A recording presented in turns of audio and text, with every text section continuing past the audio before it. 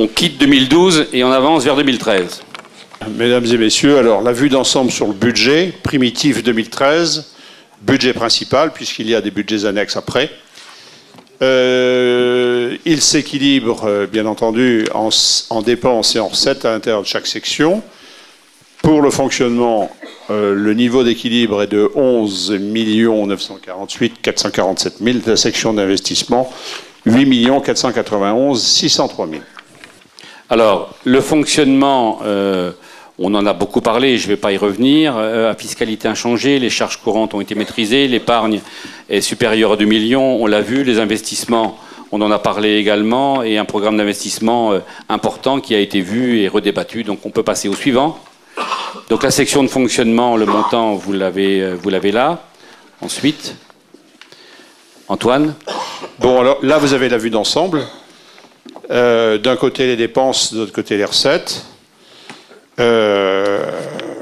Le total 1 en recettes donne 9 625 747 et le total 1 en dépenses 9 783 759.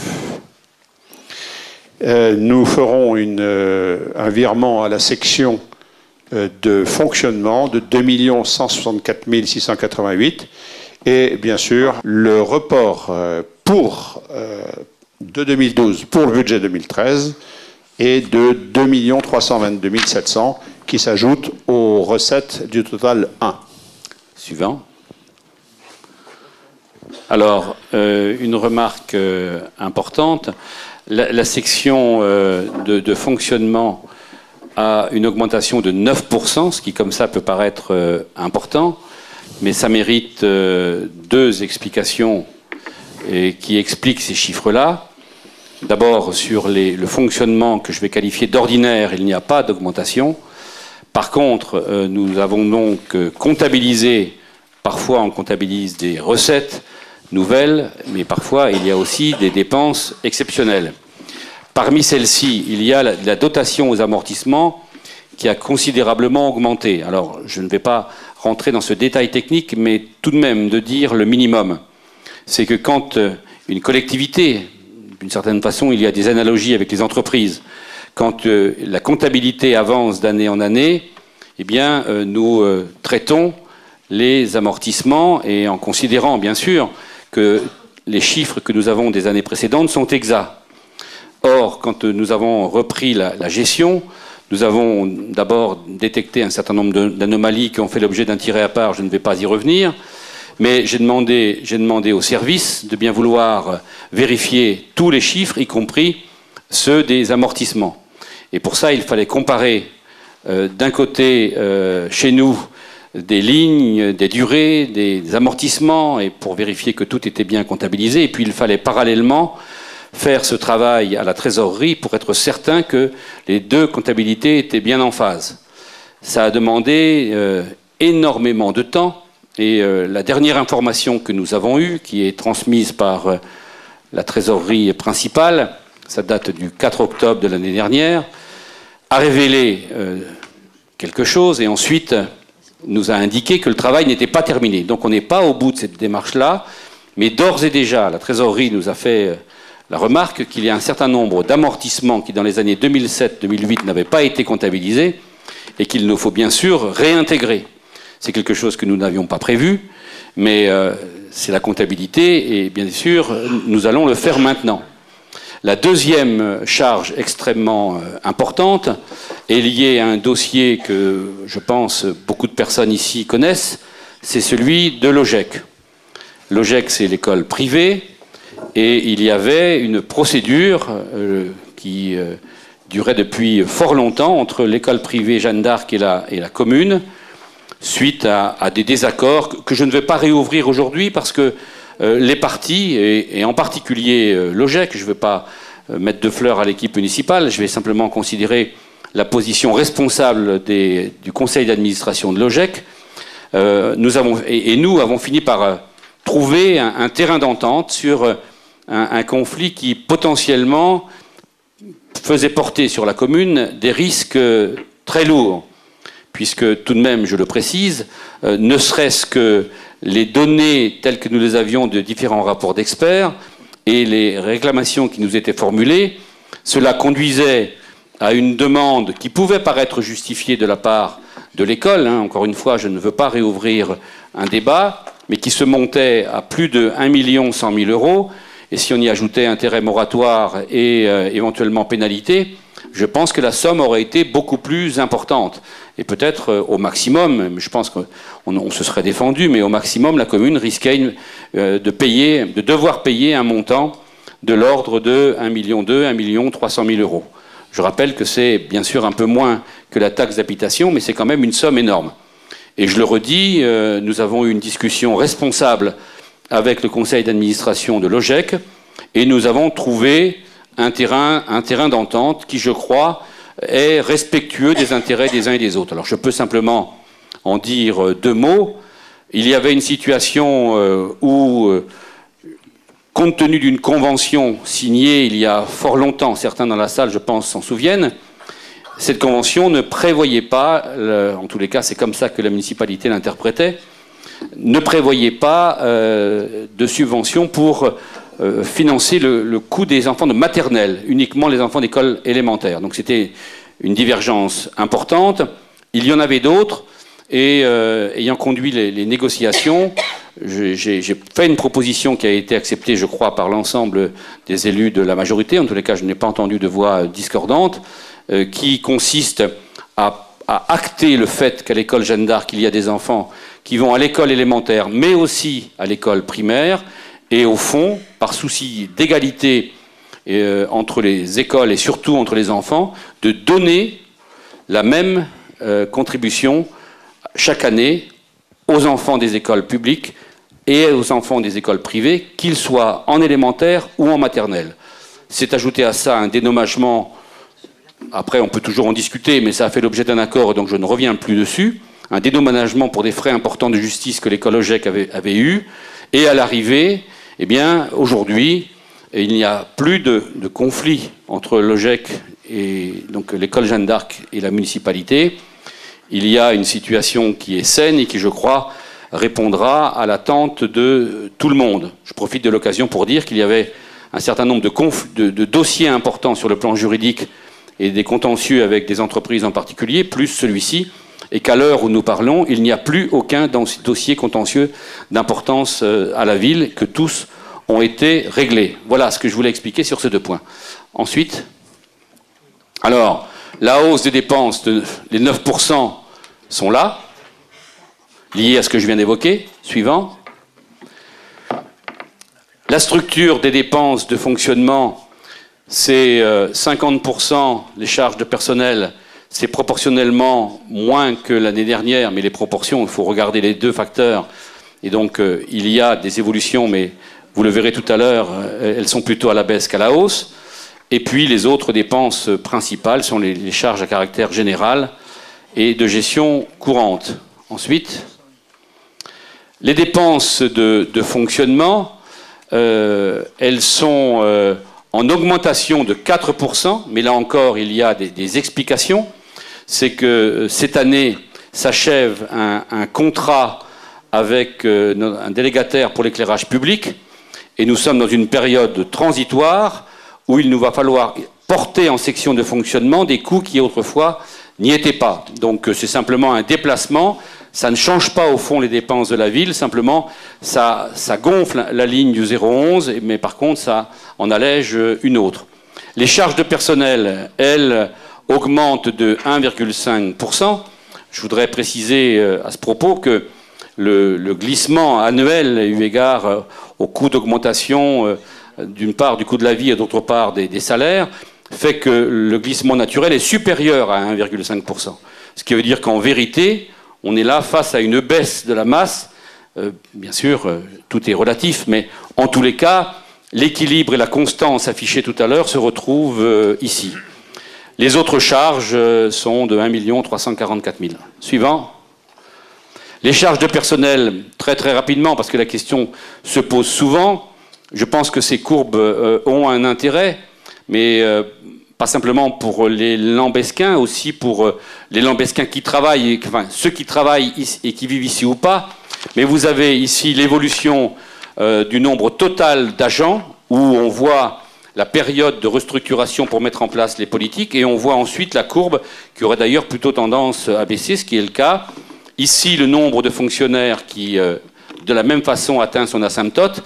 Et puis ici, vous avez une autre courbe que l'on voit chuter, c'est celle des précaires, en quelque sorte, ceux qui avaient des contrats précaires, et qu'après un travail à la fois de formation et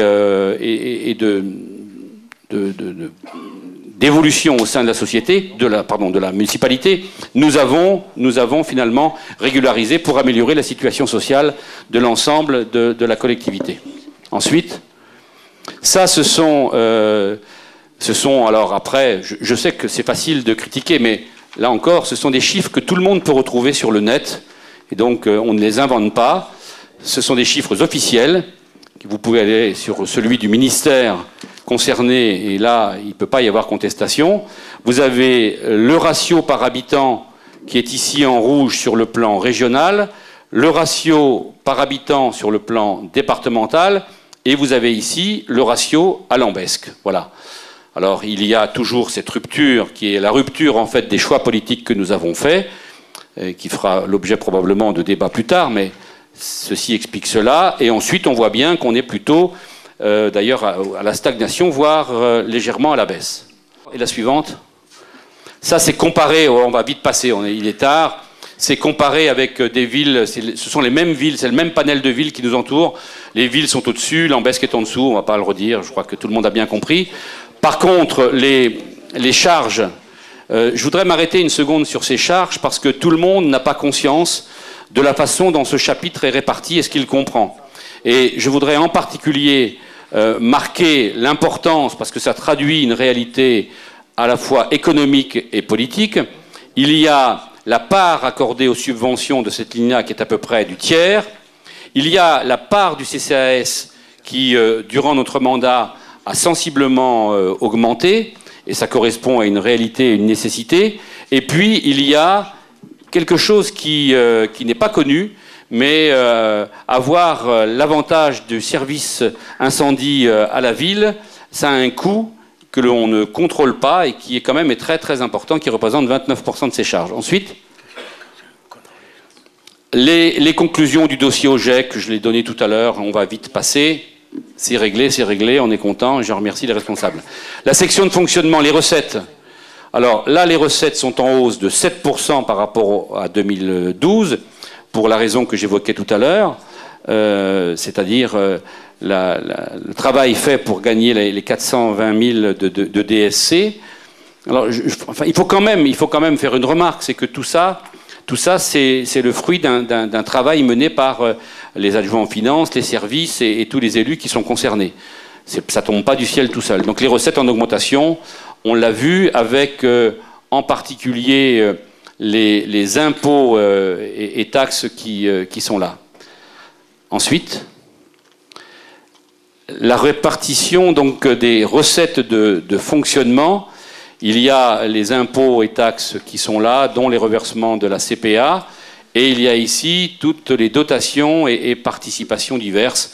Ces chiffres, vous pourrez les retrouver, on les mettra sur le net. Ensuite, la répartition des recettes fiscales, il y a les contributions directes qui sont ici, et ici la dotation de solidarité communautaire. C'est un secteur donc qui a beaucoup grandi cette année. Et puis il y a, pour répondre à une question qui a été posée par quelqu'un, il y a l'attribution de compensation qui est ici, et c'est un petit peu le problème que nous avons à Lambesc, et je dois dire que c'est là-dessus que nous nous sommes appuyés pour négocier avec la CPA une révision de la DSC. C'est tout simplement que cette attribution de compensation recèle une erreur importante qui date de 2003, malheureusement, que nous ne pouvons plus corriger. Ensuite, les dotations et participations, ici, ce sont donc dotations d'État. Ici, je ne vais pas rentrer dans tout le détail de tous ces chiffres. Ça serait long, ça ne changerait pas de toute façon le montant total. Ensuite, les produits et services, eh bien, il y a ici les produits du périscolaire, il y a les autres produits de la vie culturelle et de la vie sociale. Je voudrais simplement faire une remarque sur ce tableau-là. C'est que souvent, et c'est normal, les citoyens voient leur feuille d'impôt, le montant de l'impôt, et donc parfois regrettent des hausses, mais ça j'y reviendrai plus tard. Par contre, ce que personne ne voit, et on le comprend, en tous les cas, si on le voit, on n'en parle pas trop, c'est qu'il y a aussi, pour les élus, un autre outil à vocation économique, sociale et donc politique, qui consiste à jouer sur les tarifs pour le périscolaire, pour la cantine, pour les centres aérés, et sans trop révéler de choses, je vous avoue qu'on a fait des calculs récents, et c'est étonnant de voir ce qui se passe sur le plan, finalement, de ce qui est payé par les citoyens. Je crois que si on posait la question aujourd'hui, peu de personnes auraient la bonne réponse. Mais on y reviendra dans un autre temps. Simplement de dire que sur ce chapitre-là, on voit ce qui est payé par les personnes, mais on ne voit pas l'effort économique et politique qui a été fait par la collectivité et qui conduit aujourd'hui à des fréquentations du périscolaire, de la cantine et du centre aéré qui ont été en très très forte augmentation de plusieurs dizaines de pourcents. Suivant. Les recettes, donc ça, ce sont les contributions directes. On ne va pas rentrer dans les détails, c'est la même chose que tout à l'heure. La CPA encore. La section de fonctionnement, il y a les charges de personnel qui sont ici, les charges sociales qui sont très importantes, et puis les charges à caractère général qui sont là. Et après, on retrouve au milieu de tout ceci, on retrouve les indemnités des élus, c'est le petit secteur violet. On retrouve le service incendie dont on a parlé. On retrouve les subventions CCAS qui sont là, les subventions aux associations qui sont là, et des charges parfois exceptionnelles, et les amortissements dont je parlais tout à l'heure, et qui contribuent bien évidemment aux charges. Oui, M. Klatayoud. Oui, simplement, j'appelle l'attention des gens qui regardent cette planche. C'est une répartition des charges pour 100 € de dépenses. Et là, on s'aperçoit que les salaires du personnel représentent sur 100 €, 35 €. Le reste, eh ben oui, on est quand même assujetti aux charges sociales, aux assurances, etc. pour 16 €. Bien, suivant. Bien, section d'investissement, 8 491. Ensuite, alors Antoine. Oui, donc là, nous entrons dans la section d'investissement. Alors, les recettes d'investissement... Au global, Antoine, au global. Hein. Ouais, au global, vous avez l'équilibre de 8 491 en recettes et en dépenses, et on peut s'arrêter là. Non, on ne va pas s'arrêter là, il y a des choses. Oui, non, mais moi, j'aime bien, Antoine, en ce qui concerne les sections d'investissement, dire, non, pas pour détailler, mais dire en gros ce que l'on a en recettes et surtout ce que l'on en fait. Alors, les dotations sont une source importante. Les subventions d'investissement, il n'y en a aucune, bien entendu, puisque nous allons les demander. Par contre, les sommes qui viendront en subvention viendront alléger d'autant ce que nous avons mis ici, qui est l'emprunt d'équilibre, selon la technique que tout le monde connaît maintenant. Oui, c'est ce que nous avons évoqué tout à l'heure. L'an passé, voilà. à cette place, il y avait un emprunt d'équilibre de 1 milliard, de 1 million 300 000 euros. Bon, d'accord.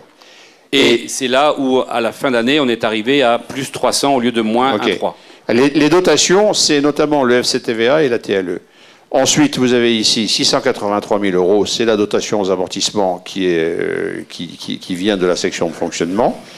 Les opérations patrimoniales, ici, on les trouve là et on les trouve ici. Voilà. C'est la récupération des avances. Non, pas là. C'est la récupération des avances sur les marchés. Là, c'est quand on paye les avances sur les marchés. Là, c'est quand on les récupère. Les travaux en régie, dont vient de parler Jacques Bucky, sont ici, là.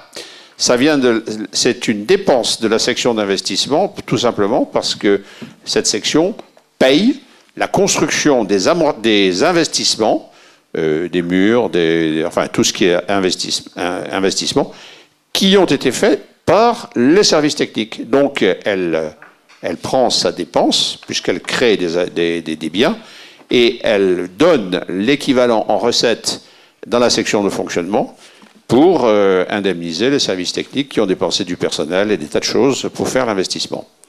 Voilà, c'est le rôle des travaux en régie. Alors, avec ce qui est là, eh bien, nous allons rembourser les emprunts pour 255 375 €.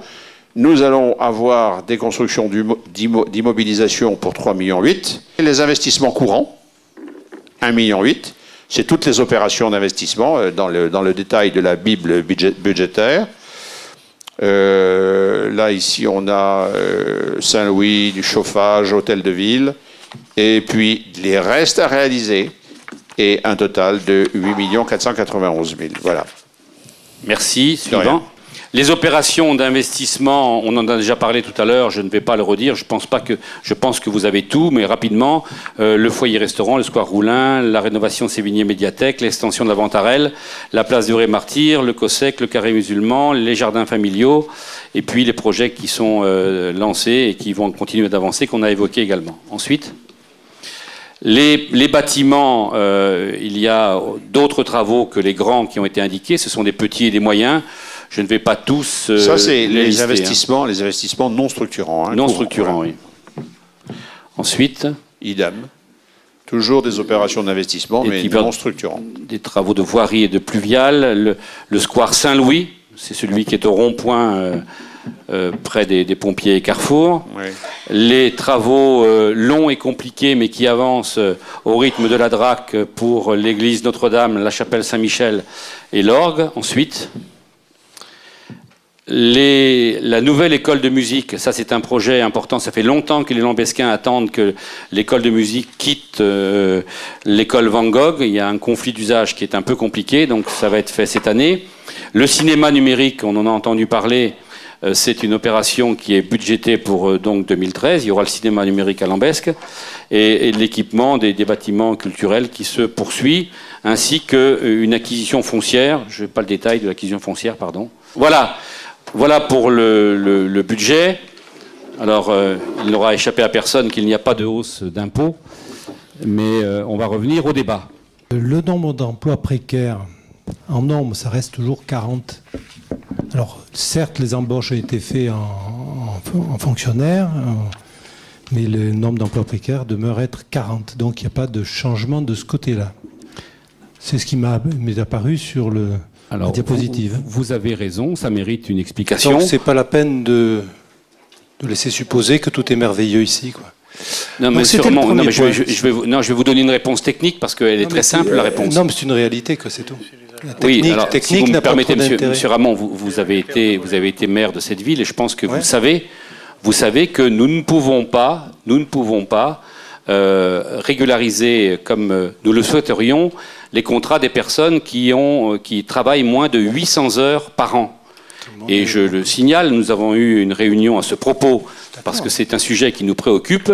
Nous avons une réunion pour analyser cette situation-là, pour voir s'il était possible de corriger ici ou là. Ça va être difficile dans l'instant, mais je le dis par avance, en 2014, il y aura l'obligation de prendre en compte les nouveaux horaires scolaires.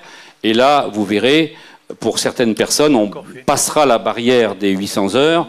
Et ce que nous avons fait pour d'autres, quand les personnes le méritent, nous le ferons également. C'est simplement une obligation, enfin une interdiction de faire qui conduit qu'il y a ce chiffre-là. Ce n'est pas un choix politique. On est tout à fait d'accord, c'est pas ce que j'ai dit. C'est dire que vous avez laissé supposer que vous aviez réduit le nombre d'emplois précaires. C'est pas le cas. Donc voilà. Ah oui, beaucoup, oui.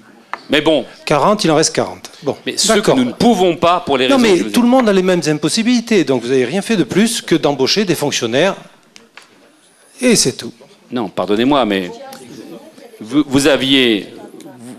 Pardon, Mme Schaeffer, voulez vous exprimer? Justement, lors de cette réunion, nous avons vu quand même qu'il y avait une petite huitaine de contrats de plus de 800 heures qui pouvaient être justement passés en contrat à durée indéterminée. Bien. Non, mais on ne va pas épiloguer là-dessus, mais c'était simplement pour un peu resituer les choses et pas que parce que vous avez fait un bilan qui est extrêmement valorisant. Le meilleur juge sera le personnel. Oui, non, mais écoutez, vous mettez des diapos, si vous en doutez, on en parle. Non, on n'en doute pas du tout. Alors, ça va. Les chiffres sont justes et, si vous voulez, et le personnel sait. 40-40. Donc, concernant le BP, donc le budget primitif, notre groupe souhaite s'exprimer de deux façons. En première partie, des considérations et des questions pour lesquelles nous attendrons vos réponses. Les questions, ils ont presque, la plupart été données au cours des débats. Et en deuxième partie, une déclaration contenant des commentaires sur le fond que nous souhaitons faire annexer au PV du Conseil.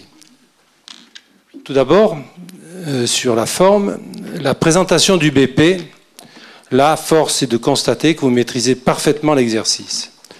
Tout comme lors de votre présentation des vœux à la population, où tout était rappelé dans l'extrême détail des plus petits travaux. Tout à fait. L'inventaire était si complet que nous avons même appris que, de mémoire, 98 objets trouvés avaient été rapportés à la police municipale. C'est dire la précision. C'est un peu d'humour, c'est pour vous détendre. Mais ce que vous appelez votre bilan et votre projet du fonctionnement des services, lui, ne présente aucune originalité. Il ne relate que ce que font toutes les communes de France, comme vos prédécesseurs à Lambesc l'ont fait avant vous. Quant au chapitre sur l'investissement, pour 2012, cela était bien plus succinct. La liste des réalisations était si courte. Par contre, il ne manque pas de projet à l'affiche en 2013. Rappelons-le, année préélectorale. Quant à vos comparaisons permanentes concernant les emplois municipaux et les charges de personnel entre Lambesc et d'autres communes telles Cabriès, Venelle, Aiguille, vous savez bien, je crois les Pennes Mirabeau, si je vous ai parlé d'ailleurs, vous savez bien qu'il faut, si vous voulez être rigoureux, mettre en face des dépenses les ressources de TP transférées. Et là, je crois que la comparaison ne peut pas être faite ni avec Cabriès, ni Pennes Mirabeau, ni autres, parce qu'ils ont d'autres ressources de TP transférées. Lambesc, sur ce point, a toujours manqué de cette catégorie de ressources, raison d'ailleurs pour laquelle nous avions décidé, bien avant votre élection, l'extension de la zone d'activité. Ça, c'était pour la forme. Quant au fond, permettez-moi de vous poser quelques questions sur le BP que vous nous présentez. La première difficulté, je l'ai évoquée à de nombreuses reprises, et je doute que cela soit innocent, est de ne pas avoir le compte administratif 2012 pour pouvoir apprécier l'évolution des dépenses en 2013. Les prétextes avancés étaient d'avoir une année pleine. Mais dans quel but ? Il n'y avait aucune urgence à voter ce BP, car le fonctionnement, et vous le savez, et les services le savent, est toujours possible, même en l'absence de BP, ainsi que l'investissement, qui, avec tous les restes à réaliser, ne risquait pas de prendre de retard. Aussi, nous souhaiterions obtenir de votre part des réponses concernant. Si ça ne vous dérange pas de me répondre au fur et à mesure, comme ça au moins ça évite de stocker, puis on oublie des réponses. Les opérations d'équipement 1214, donc le pôle petite enfance, c'est 100 000 € votés. Ce sont pour des études ou pour des travaux? C'est un budget général pour étudier à la fois le PPE et ce qui autour aura forcément une incidence, en particulier pour tout ce qui concerne les déplacements et le stationnement. Donc c'est une enveloppe budgétaire qui a été estimée, ça ne correspond pas à une dépense, ni à une dépense engagée, ni à une dépense certaine. Simplement, il faut bien démarrer dans un dossier par... Donc ce sont des études qui sont indispensables. Donc ce sont des études, et ça ne mentionne pas en termes d'études. L'opération 1215, place héros et martyrs. 800 000 € votés pour des études ou des travaux. Là, il y a clairement, je vous l'ai dit, la place héros et martyrs, il est programmé qu'elle soit réalisée cette année. Sans études. Avec forcément une part d'études, ça n'existe pas. Les belles études que vous aviez faites à l'époque pour la place héros et martyrs ont coûté de l'argent, sauf que derrière, il n'y a pas eu de travaux. Alors, je pense qu'en termes d'argent d'études, vous feriez bien d'un peu... rester un peu plus calme. 800 000 €, donc études, puis travaux. Donc ça, tout ça dans l'année 2013. Opération 1216, rénovation énergétique Sévigné Médiathèque. 454 048 €. Même question. Études déjà faites, je crois. Alors, donc réalisation immédiate. Alors, des précisions à ce propos. Je dois vous avouer que le montant nous a autant effaré que vous. Pas autant, je crois pas. Non. Mais si.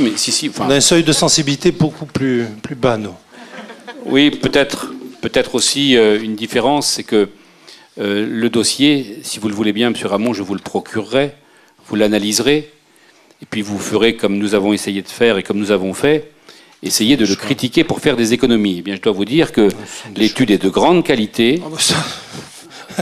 à quel prix, j'imagine? Monsieur Ramon, je ne vais pas polémiquer avec vous. Ce n'est pas nous qui avons construit un bâtiment qui est une véritable passoire énergétique et qui est si cher en fonctionnement à la ville. Donc aujourd'hui, nous n'avons pas d'autre solution pour éviter ces gâchis que de rénover ces bâtiments. Ne comparez pas avec le passé, parce que sinon, à ce moment-là, on en vient au Moyen-Âge, ça continue. La facture, c'est le présent. Voilà, je vous en prie, continuez. 450 000. L'opération 1318, jardins familiaux, 100 000 € de travaux ou d'études? C'est la réalisation de ces jardins dans le courant de cette année.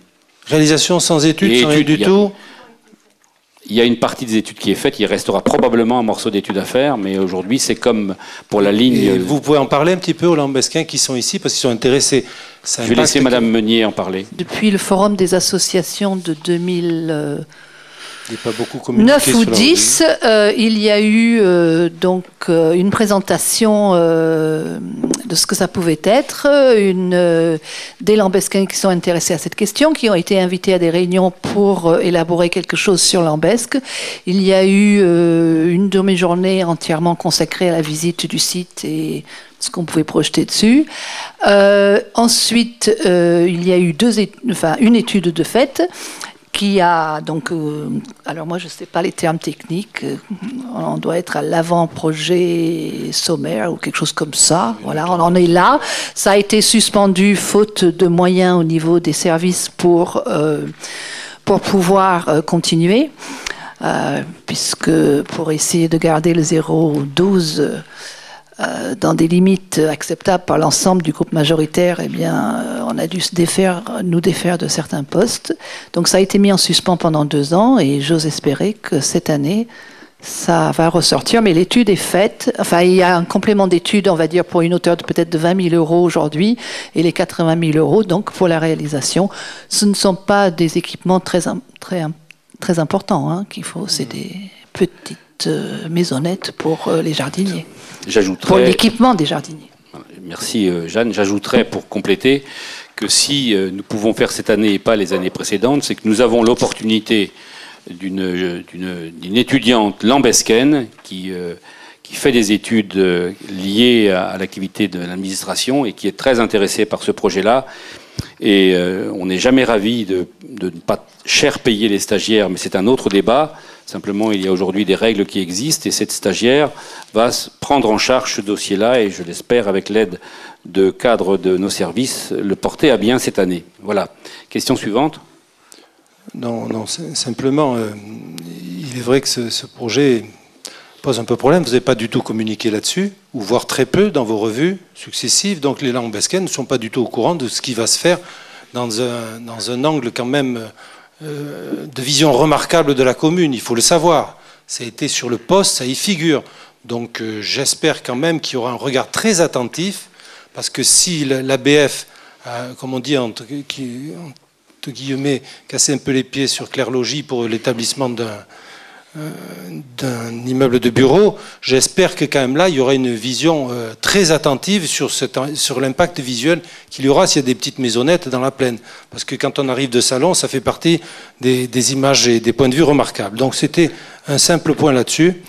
Une autre question, quel est le coût cumulé, on l'a évoqué tout à l'heure, j'allais dire du poste, parce que la ligne figure comme ça sur l'investissement, car depuis 5 ans, chaque année, nous votons des budgets pour de nouvelles études. Donc on aurait aimé qu'un jour soit fait financièrement le point du poste, parce qu'à notre avis, avec les 110 000 € de l'AEU, etc., je pense qu'on doit être au moins à 200 000 €. Monsieur Ramon, d'abord, les études de l'AEU, j'ai entendu tout à l'heure qu'elles avaient coûté très très cher à la ville. Non, mais je parle de valeurs en général. Moi, je ne suis pas là avec les subventions, parce que là, on ne s'en sort plus. Hein. Ah oui, mais donc, globalement, ça fait partie du montage, tout le monde l'a vu tout à l'heure. Non, mais il n'y a pas question de montage. Les valeurs. Faites, allez. Des valeurs. La valeur, je vous l'ai dit, la valeur pour l'AEU, ça a coûté le au maximum. Le poste en général, tous les Le ans, poste, nous n'avons pas 100 000. changé de bureau d'études. Nous n'avons pas changé de bureau d'études principal. C'est d'ailleurs celui que vous avez choisi. Il y a eu des études complémentaires. Il y a des études complémentaires. Sur les écoquartiers. Accordez-moi, monsieur Ramon, que je ne connais pas le montant de toutes les factures par cœur pour pouvoir vous répondre ce soir. Je dis ce que j'ai dit tout à l'heure. Je répète ce que j'ai dit tout à l'heure. Les services sont à votre disposition pour vous donner toutes les précisions que vous souhaitez. Et j'ajouterais que les études dans le cadre du PLU sont, et là je vais laisser peut-être la parole aux adjoints ou élus concernés, toutes nous sont imposées. Si quelqu'un peut en faire la liste exhaustive, je suis preneur pour répondre à M. Ramon. Peut-être que Alain, peut-être que Gérard peuvent répondre à ça. Vous voulez répondre, Alain, Gérard? L'AEU, je ne suis pas persuadé qu'elle s'est imposée. Non, elle ne s'est pas imposée. Donc la plus grosse n'est pas imposée. On tombe déjà sur un problème. Donc, mais en fait, ce sont vos choix, on les respecte, les respecte. Mais j'aimerais avoir le montant. Donc, si vous ne pouvez pas me le donner ce soir, mais vous l'aurez, aucun problème. Vous avez raison. Vous me le faites passer, vous le notez pour que je puisse l'avoir. Merci. Vous l'aurez. Également, pour conclure aussi sur des demandes, des requêtes, nous voudrions prendre connaissance. D'ailleurs, vous en aviez fait un écho favorable là-dessus quand ça avait été voté. Nous ne l'avions pas voté. Connaissance des justificatifs des dépenses 2012. Donc la ligne 2012 inscrite aux lignes 65-36, frais de représentation du maire, donc on vote 5 000 € au BP 2013. Également la ligne 65-32, frais de mission, donc on vote aussi, on va voter, nous ne voterons pas, mais une ligne qui sera de 4 000 €. Donc je vous ai joint une petite lettre que je mets dans le dossier, comme ça au moins c'est une demande officielle écrite. Donc, puis vous me donnerez les modalités de consultation de ces justificatifs.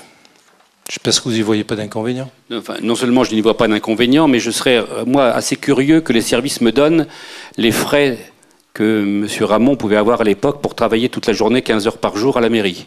Je serais ravi d'avoir ça. Aucun, monsieur. Je serais ravi d'avoir ça. Je serais ravi d'avoir ça. Aucun, monsieur. Aucun frais de représentation. Mais écoutez, moi, je vais vous dire, frais de mission. Je vais vous mettre à l'aise. Moi, les frais de repas, je me les paie.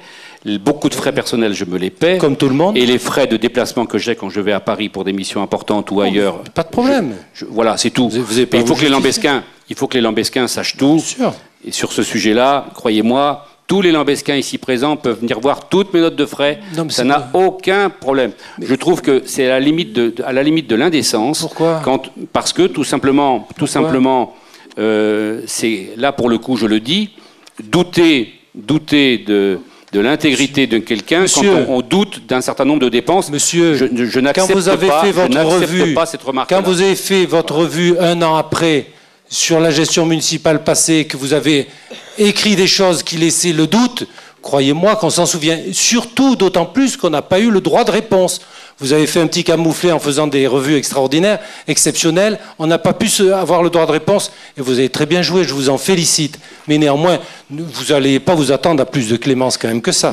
Parce que ça ne s'oublie pas, ça, monsieur. Parce qu'il y a des gens qui ont été salis, des fonctionnaires qui ont été salis dans cette revue, et les élus aussi. Le doute a été mis. Monsieur Ramon, puisque vous m'en donnez l'occasion.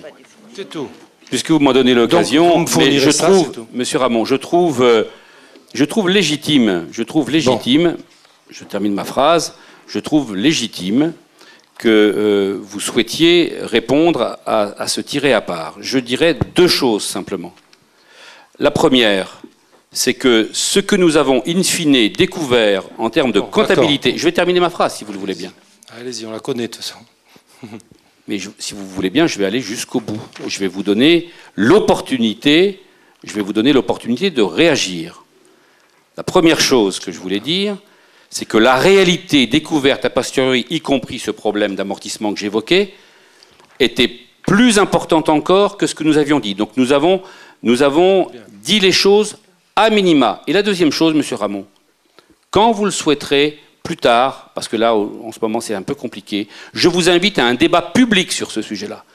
Je n'ai aucun problème pour ouvrir tous les livres de la commune, pour expliquer comment la ville a perdu 260 000 € en attribution de compensation. Je n'ai aucun problème pour expliquer comment vous avez titré des sommes qui n'étaient pas justifiées, qu'il a fallu... Je n'ai aucun problème. Il y a ici beaucoup de témoins, je vous invite à un débat public, et ce jour-là, tout le monde, j'amènerai les preuves s'il le faut, tout le monde pourra savoir, et vous aurez enfin la chance de pouvoir vous exprimer. C'est du réchauffé, M. Bucchi, vous l'avez déjà écrit. Non. Vous voulez C'est du réchauffé. Vous voulez pouvoir vous exprimer, Vous l'avez déjà écrit. je vous en offre la possibilité. Ok. Accepterez-vous le débat public, M. Ramon? Les élections, nous verrons. D'accord. Laissez faire. Mais Prenez votre je vous temps. offre publiquement la possibilité de vous expliquer et de vous justifier. Vous la saisissez ou pas? Vous vous expliquerez vous-même devant les électeurs. Je note que c'est timide pour le débat. Hein. Ouf, un débat avec vous, c'est pas possible. Enfin bon. Toujours est-il que je souhaiterais avoir donc ces justificatifs.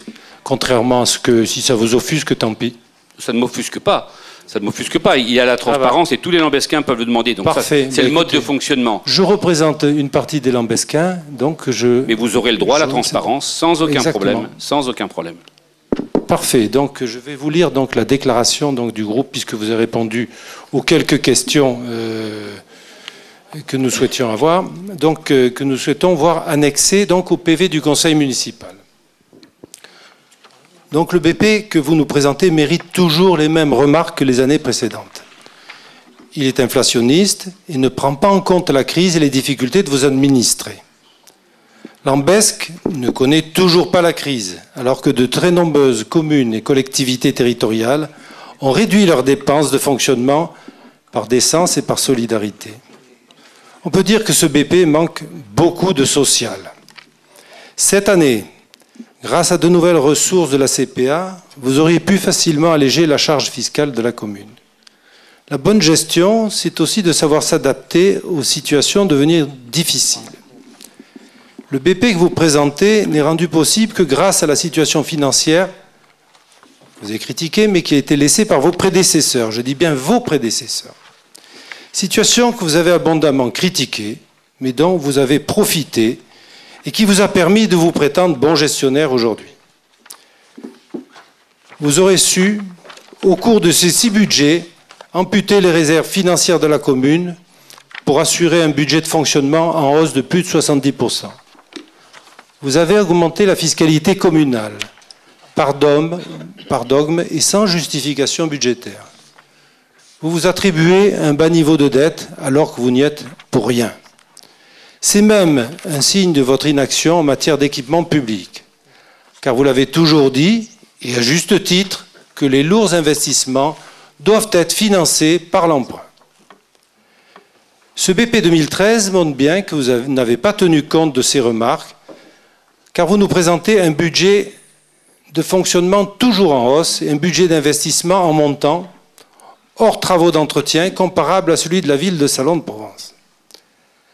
Comment allez-vous réaliser de tels montants de travaux, alors qu'en 2012, vous avez péniblement réalisé 2 millions d'euros d'investissement, et qu'une fois de plus, les restes réalisés de 2 81 000 euros vont occuper les services une grande partie de l'année 2013.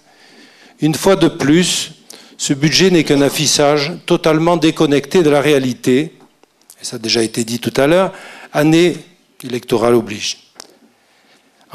Le budget de fonctionnement, les chiffres du BP ne peuvent être comparés que par rapport au CA 2011. Seul chiffre de référence connu, puisque le 2012 était impossible. Les variations budgétaires seront donc calculées sur 2 exercices. Les dépenses de fonctionnement augmentent de 10%, je parle bien sur 2 ans, dont 7% pour le personnel et 9,5% en charge à caractère général. Les lignes fêtes et cérémonies, toujours sur 2 ans, plus 22%. Et le budget total des festivités et de la communication municipale augmente de 15%. Budget d'investissement. En investissement, il faudra expliquer aux Lambesquins comment, en ayant réalisé en 2012 2 070 000 euros d'investissement, vous allez pouvoir réaliser les 8 491 000 promis et prévus au budget 2013 du PPI, dont, je le rappelle, et j'ai fait un compte, il n'est peut-être pas très précis, mais un décompte sur toutes les diverses opérations d'équipement de 700 000 euros d'études. De plus, ce budget d'investissement ne permet pas de dégager vos priorités de réalisation, même si vous les avez données, on ne peut pas les sentir véritablement, parce que voulant faire plaisir à tout le monde, vous vous perdez un petit peu dans vos priorités. Le projet réhabilitation de la place des héros et martyrs mérite d'être un projet d'ensemble, au périmètre élargi au minimum du carrefour de la Perception à la rue Eugène Pelletan. L'ironie, parce qu'il y a de l'ironie, ressort dans le fait qu'aucun budget d'études préalable n'y figure, alors que vous vous êtes engagé sur une réalisation en 2013 lors de vos vœux au Lambesquin il y a à peu près une semaine. De même, pour le pôle petite enfance, des travaux, mais quels travaux, et sans études préalables. Pour certaines opérations qui ne figurent pas au PPI, au PPI que sous la forme d'études sans travaux, et là je vous le demande solennellement, il serait souhaitable, en raison de la fin prochaine du mandat, que ces études ne soient pas réalisées en 2013, mais laissées au choix de la prochaine équipe municipale. Et ça me paraît très important que des études ne restent pas dans des placards. Donc au total, un fonctionnement toujours plus coûteux et des investissements irréalistes, qualifiables uniquement d'être préélectoraux. Voilà, c'est la déclaration que je mettrai dans le dossier de consultation que je souhaite voir annexé donc à ce PV. Merci. Merci, merci Monsieur Ramon. Je ne veux pas rentrer dans une grande explication, simplement quelques points qui me semblent importants pour les Lambesquins qui nous écoutent. Alors, vous contestez le choix des villes avec lesquelles Lambesque ont été comparées. Vous contestez les comparaisons avec les strates. Je ne sais pas avec quoi vous voulez comparer. Moi, j'invite simplement les Lambesquins à comparer eux-mêmes. Ça existe sur le net. On ne va pas perdre de temps là-dessus. La réalité est incontestable. Les frais de fonctionnement à Lambesque sont parmi les plus bas des villes similaires dans la région. Et les recettes sont également les plus basses, ce qui provient d'une histoire dans laquelle vous avez une responsabilité. On y reviendra dans le débat public si vous voulez bien. La deuxième chose, vous dites que les dépenses sont inflationnistes. Alors, pardonnez-moi, mais je le dis avec un sourire, mais aussi un étonnement. Je pense que vous avez, comme tous les élus et les citoyens, regardé la présentation que nous avons faite avec M. Calatayud. Et si vous vous souvenez bien, je vous ai expliqué que s'il y a une hausse importante de la section de fonctionnement, cela provient de deux faits qui, pour le coup, vous incombent totalement. Je suis désolé. Le fait de ne pas avoir traité les amortissements dans les années 2007-2008, ce n'est pas nous qui l'avons inventé, c'est la trésorerie qui l'a découvert et nos services qui l'ont fait. C'est avant nous. La deuxième erreur, ou le deuxième problème, appelons ça comme on veut, l'OGEC. Moi, les Lambesquins seront assez grands pour juger. Si nous avons bien fait de faire une transaction à la hauteur où elle a été menée, et vraiment, elle est modeste, et en même temps, elle était supportable par la ville, mais tout ça provient d'une procédure que nous avons récoltée quand nous sommes arrivés, avec le premier dossier qui est tombé sur mon bureau, où un expert nous disait, pour commencer, sur une première tranche, commune de Lambesque, vous allez payer 462 000 €. C'est comme ça que ça a commencé l'histoire. C'est pas à nous. Cette histoire-là, elle vous appartient. Et dire, à cause de ça, que les dépenses augmentent, je trouve pour le coup que c'est un peu surprenant. Mais bon. La fiscalité. Alors là, M. Ramon, droit dans les yeux. Vraiment, j'aimerais débattre avec vous. J'aimerais débattre avec vous sur ce sujet-là, parce que, je vous dis pourquoi. Parce que vous savez, la fiscalité, c'est pas ce qu'on raconte dans un conseil municipal, parfois pour défendre un point de vue, un parti politique, chose que je respecte. La fiscalité des Lambesquins, et je sais que des Lambesquins ont peut-être du mal à entendre ce que je vais dire là, mais je les invite à venir au débat.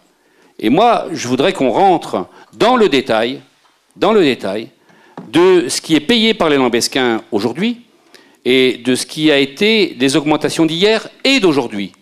Parce que personne autour de cette table, personne, je dis bien parmi la majorité, ne peut nier ce que je suis en train de vous dire. Et si vous le voulez, je pourrais même vous lire une déclaration qui date de 3 ans ou de 2 ans, dans laquelle ce sujet-là a été abordé par des personnes qui aujourd'hui probablement voteront contre le budget. Mais à l'époque, dans un autre temps, avec d'autres objectifs, ces personnes avaient la lucidité de regarder la réalité financière et fiscale de la ville et avaient porté un jugement sur ce que vous aviez fait à l'époque.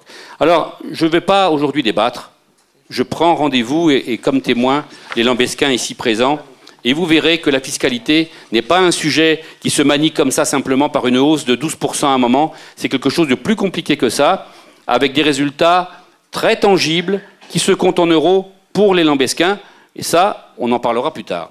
Les travaux de 2013, très honnêtement, moi je me mets à votre place, et c'est vrai que quand on voit le montant des travaux réalisés en 2012, on se dit mais c'est pas possible, ils ne vont pas faire ça en 2013.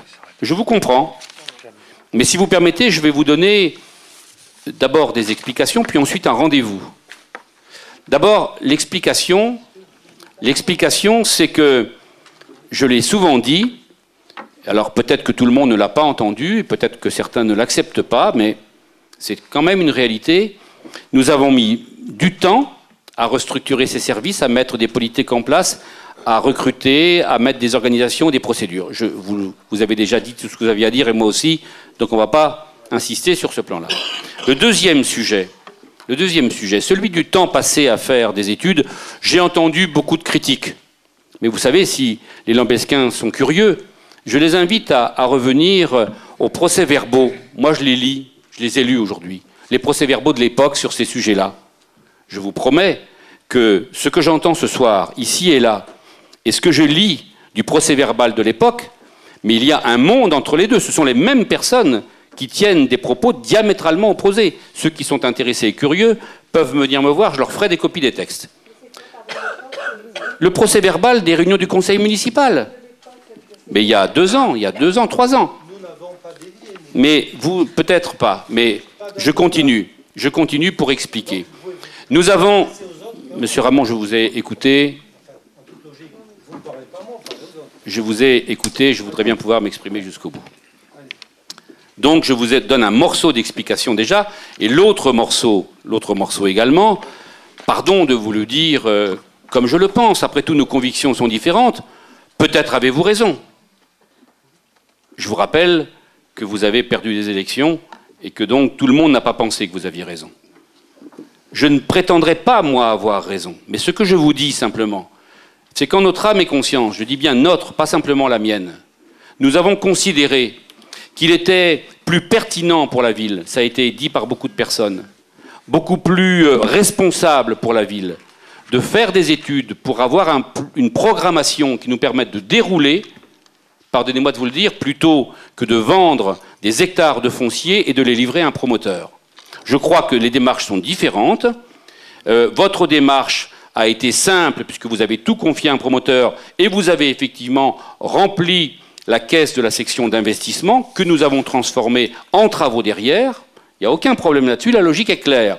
Mais qu'il soit clair aussi que votre démarche est effectivement différente de la nôtre. Et je le dis, nous assumons d'avoir eu une démarche responsable qui aujourd'hui nous permet de dérouler. Et c'est aussi l'explication. C'est que maintenant que tout est fait, que la machine est en place, que les études sont faites et que nous avons fixé les espaces, les projets dans leurs grandes lignes en tous les cas, et que les études de maîtrise d'œuvre sont lancées, voire parfois les marchés de travaux, c'est vrai que cette année, ça va partir. Et je vous donne un rendez-vous. Je peux me tromper, monsieur Ramon, je peux me tromper.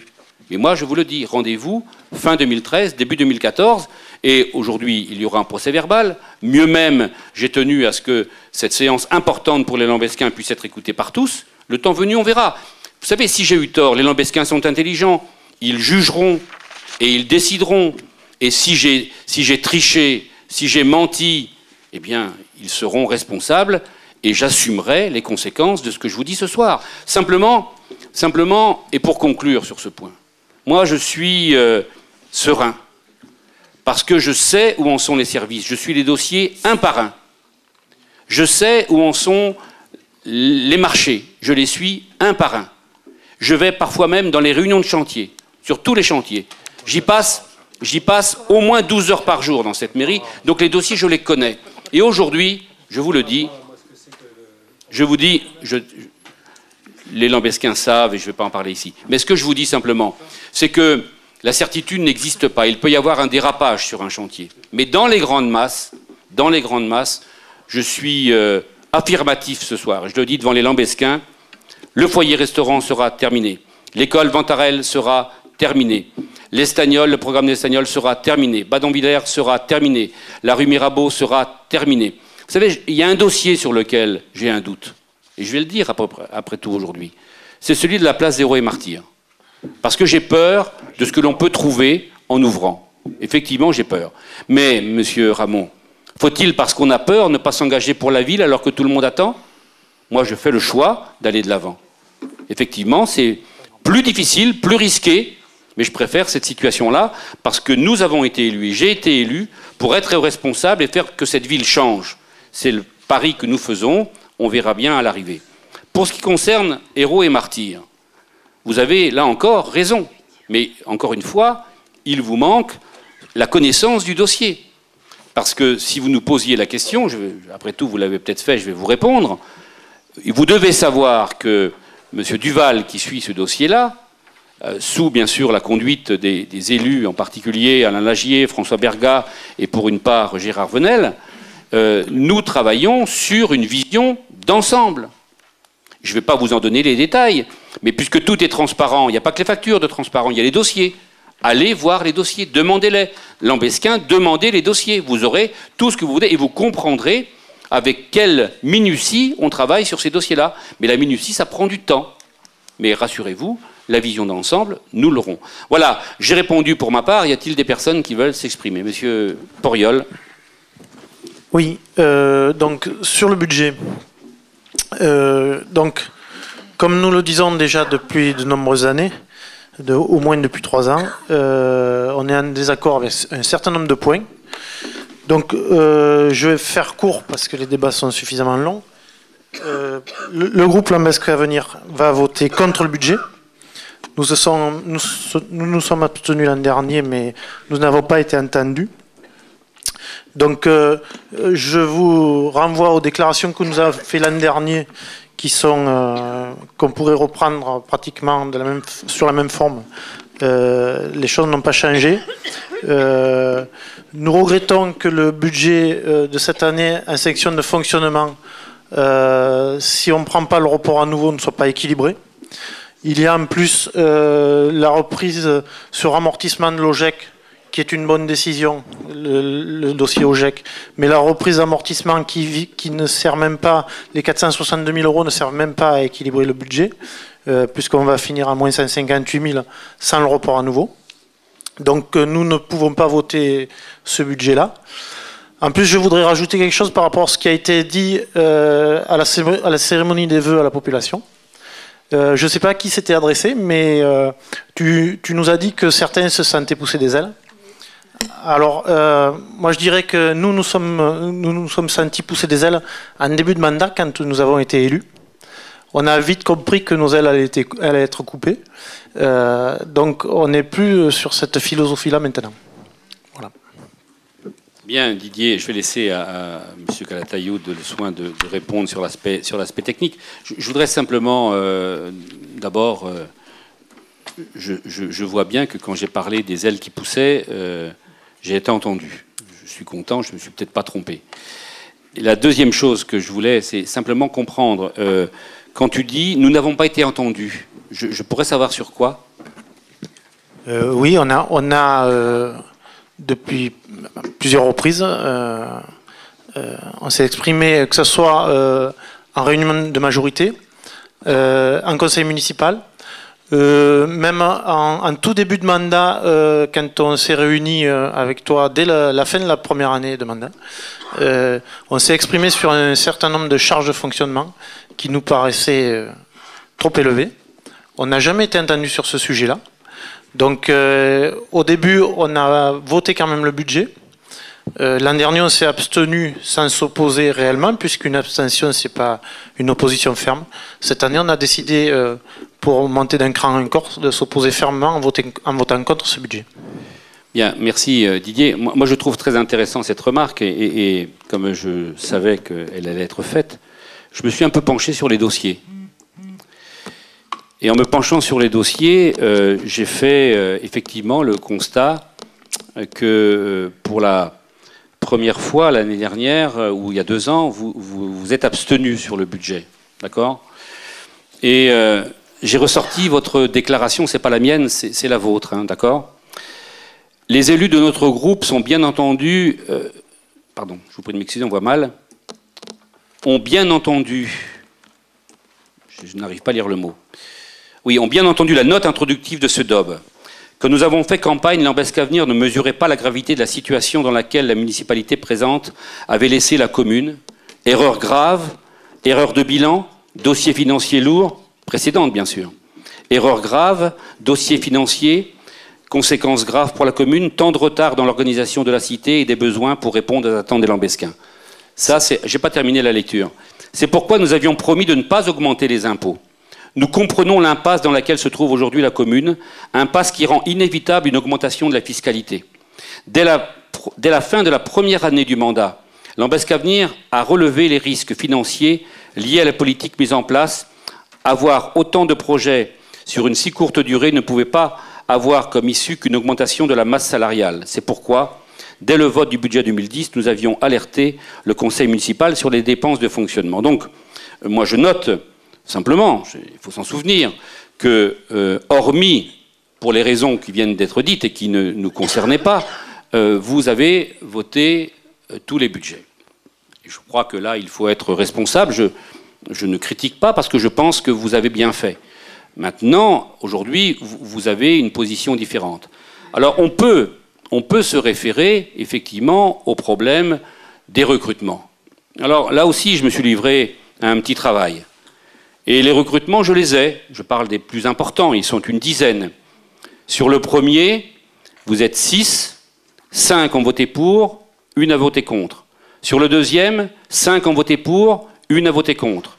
Sur le troisième, vous avez tous voté pour. Sur le quatrième, vous avez tous voté pour. Sur le cinquième, vous avez tous voté pour. Sur le sixième, vous avez tous voté pour. Et puis on est arrivé à une personne qui fait un travail exceptionnel dans la ville aujourd'hui, sans laquelle nous n'aurions pas la précision et la qualité des finances que nous avons. Et là, vous avez été 3 à voter contre, 3 à voter pour. Et puis on a celui par lequel aujourd'hui on va pouvoir réaliser les 8 millions de travaux l'année prochaine parce qu'il fait un travail exceptionnel, il n'est pas là, mais je peux citer son nom, c'est David Duval. On va sortir ces projets et s'ils ne sont pas réalisés, j'ai déjà par avance assumé ma responsabilité. Eh bien, celui par lequel sortiront ce complexe des sports auquel est très attaché M. Père, auquel, quand sortira le gymnase auquel est très attaché M. Alien, tout ça, c'est un recrutement pour lequel vous avez voté contre. Alors, permettez-moi de vous dire, moi je comprends, je l'ai déjà dit, et je te l'ai dit en personne, Didier. Tout Lambesquin est légitime à prétendre à une élection municipale. J'ai le plus profond respect pour ça. Ce que je souhaite simplement, c'est qu'on ne déforme pas la vérité. Et en synthèse, vous avez, et de beaucoup, presque toujours approuvé les recrutements, très majoritairement. Et pour finir sur les budgets, vous les avez tous votés, et quand vous vous êtes abstenus, c'est parce que vous avez dû constater qu'il y avait eu un problème par le passé et qu'il fallait qu'aujourd'hui on le gère. Voilà, il fallait que ces choses soient dites, elles sont claires, elles sont actées dans des comptes rendus de conseil municipal que personne aujourd'hui ne peut contester parce qu'ils ont été votés, tous votés. Si tu permets sur ce point-là, puisque tu veux rentrer dans ce genre de détails, je voulais être court, mais je ne peux pas dans ce cas-là. Tu oublies de dire quand même que jusqu'à un certain moment, nous avons été solidaires de la majorité et que même si on a voté pour un conseil municipal, on s'est battu en réunion de majorité pour que ces emplois-là n'arrivent pas en conseil municipal. Et donc après, je regrette que tu personnalises les choses par rapport à un tel ou un tel. On ne s'est jamais positionné en personnalisant les emplois. Je ne vais pas en rajouter, Didier. Je pense que les débats sont les débats, les votes sont les votes. Et qu'à un moment donné, il faut tout assumer. Sur un plan tout à fait technique, et pour ne pas que les gens qui nous écoutent aient une fausse idée de la situation telle que vous l'avez décrite. Bien entendu, et c'est un secret pour personne, à condition de savoir lire les comptes, dans la ligne de produits 78 en fonctionnement, nous avons rapatrié 462 000 € de la provision. Mais est-ce que vous savez... enfin, non, je ne vais pas faire comme ça. À votre avis, Si on a rapatrié la provision, c'est parce que le problème de l'OGEC a été réglé. Oui. Et est-ce que vous pensez que ça s'est réglé à l'œil? Alors je vais vous dire. On a rapatrié 462 000 euros et on a dépensé 407 000 euros. Ce qui veut dire que nous avons une différence qui fait 54-55 000 euros. C'est tout.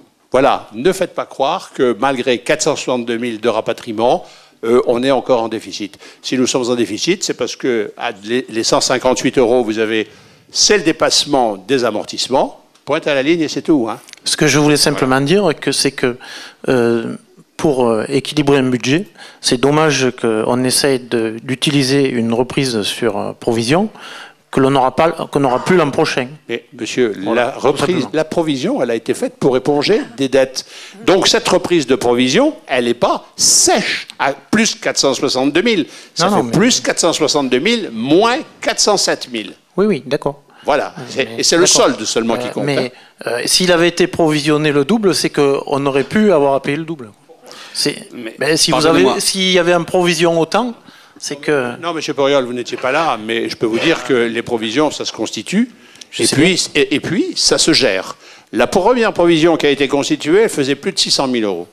Et après, lorsque le dossier a commencé à être étudié et décortiqué, et qu'on a évalué nos chances de réussite, on a décidé de rapatrier une partie des 600 000 et de ne garder que 462 000 euros.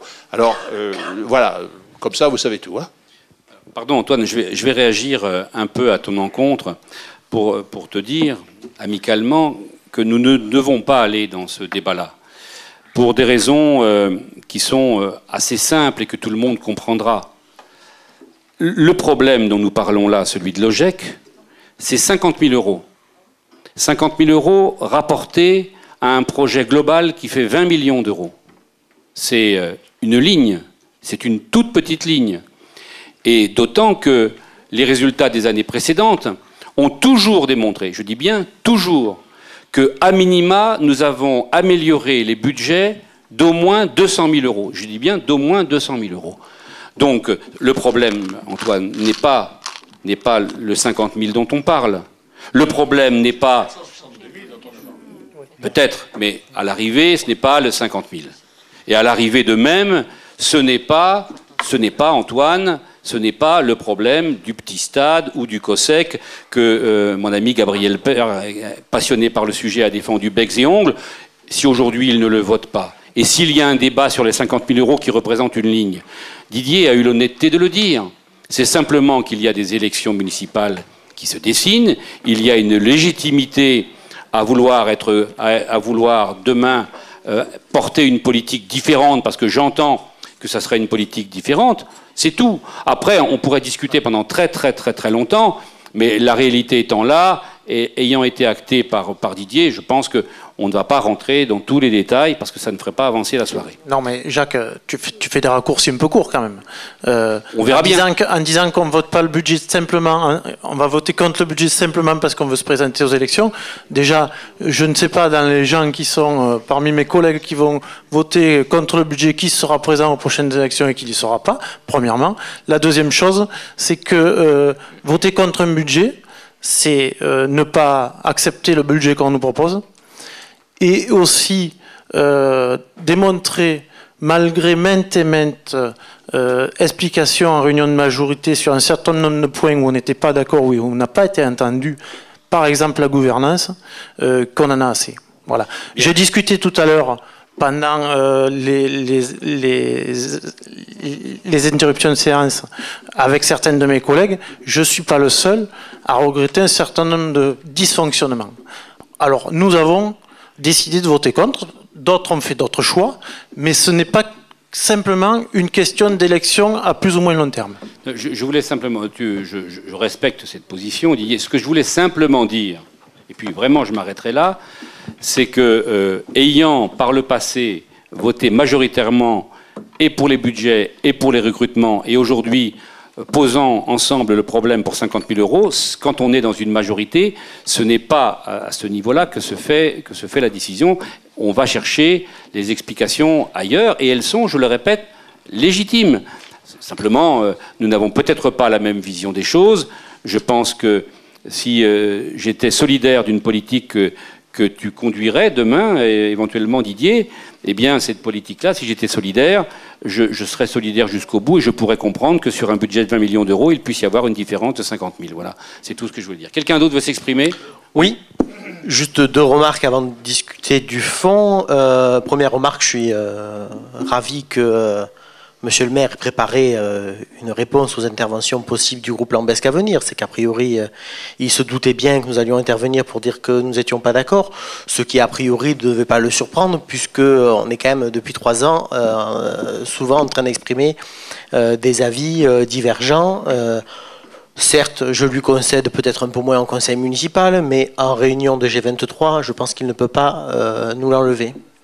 Une deuxième remarque, monsieur le maire dit que nous allons voter contre pour des considérations de politique et de probables prochaines candidatures au municipal. Je pourrais l'inviter à faire attention à ceux qui ce soir pourraient voter pour et qu'il serait quand même candidat contre lui dans 1 an et demi. Merci Alain. Sur le fond, et là où je ne suis pas du tout d'accord avec ce qui est dit, ça fait déjà 2 ans que nous abstenons sur le budget. Nous avions voté contre l'augmentation des impôts, qui était un engagement fort de Lambesc à venir. Nous avions voté une première partie, lors de la première année, je crois, d'augmentation d'impôts, la deuxième année d'augmentation d'impôts. C'est lors de la deuxième étape d'augmentation d'impôts sur laquelle on n'était pas d'accord.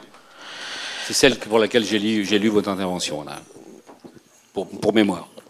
Oui, ce que tu as pu lire venait en conclusion d'un débat aussi interne en G23, où en G23 on avait pu s'exprimer qu'on était contre, et je me rappellerai toujours d'un G23 où on nous avait dit venez avec vos propositions. Nous répondions à 6 questions posées par l'adjoint aux finances, et nous étions arrivés avec les réponses, peut-être naïvement, alors que personne n'avait apparemment préparé de réponses, et donc du coup on s'était fait allumer parce qu'on avait répondu clairement ce que nous on pensait pour le budget, à savoir la maîtrise du poste 012, et ça je peux pas le laisser passer. Je peux vraiment pas le laisser passer, monsieur le maire, parce qu'en G23 je me suis maintes fois expliqué sur la maîtrise du poste 012, sur mes inquiétudes. J'ai même exprimé plusieurs fois qu'en début de mandat nous avions fait des erreurs en recrutant peut-être dans des services sur lesquels on s'est fait plaisir, parce que c'était des politiques qui nous tenaient à cœur, mais qu'à un moment donné, arrivé au moment où il fallait sortir les projets structurants, les services dédiés à cette programmation d'infrastructures n'étaient plus assez dotés, mais que malheureusement on avait peut-être rogné la marge de manœuvre sur le poste 012 par peut-être des vagues de recrutement. Alors bien sûr, après je reviens, et du coup je vais en profiter parce que je connais quelle est la manœuvre et je connais déjà la partie de la réponse. Bien entendu, mon propos ne visant aucunement les personnes. Parce qu'heureusement, dans la chance que l'on a eue, c'est que dans tous ces services-là, on a recruté des personnes compétentes. On a eu de la chance. Ou on a peut-être bien travaillé, c'est peut-être aussi. Je te remercie de le dire. Mais par contre, on a peut-être, et certainement, pas toujours recruté sur les bons pans de politique, ou du moins, peut-être qu'on a surdoté certains services à un certain moment donné, et qu'à un moment donné, on s'est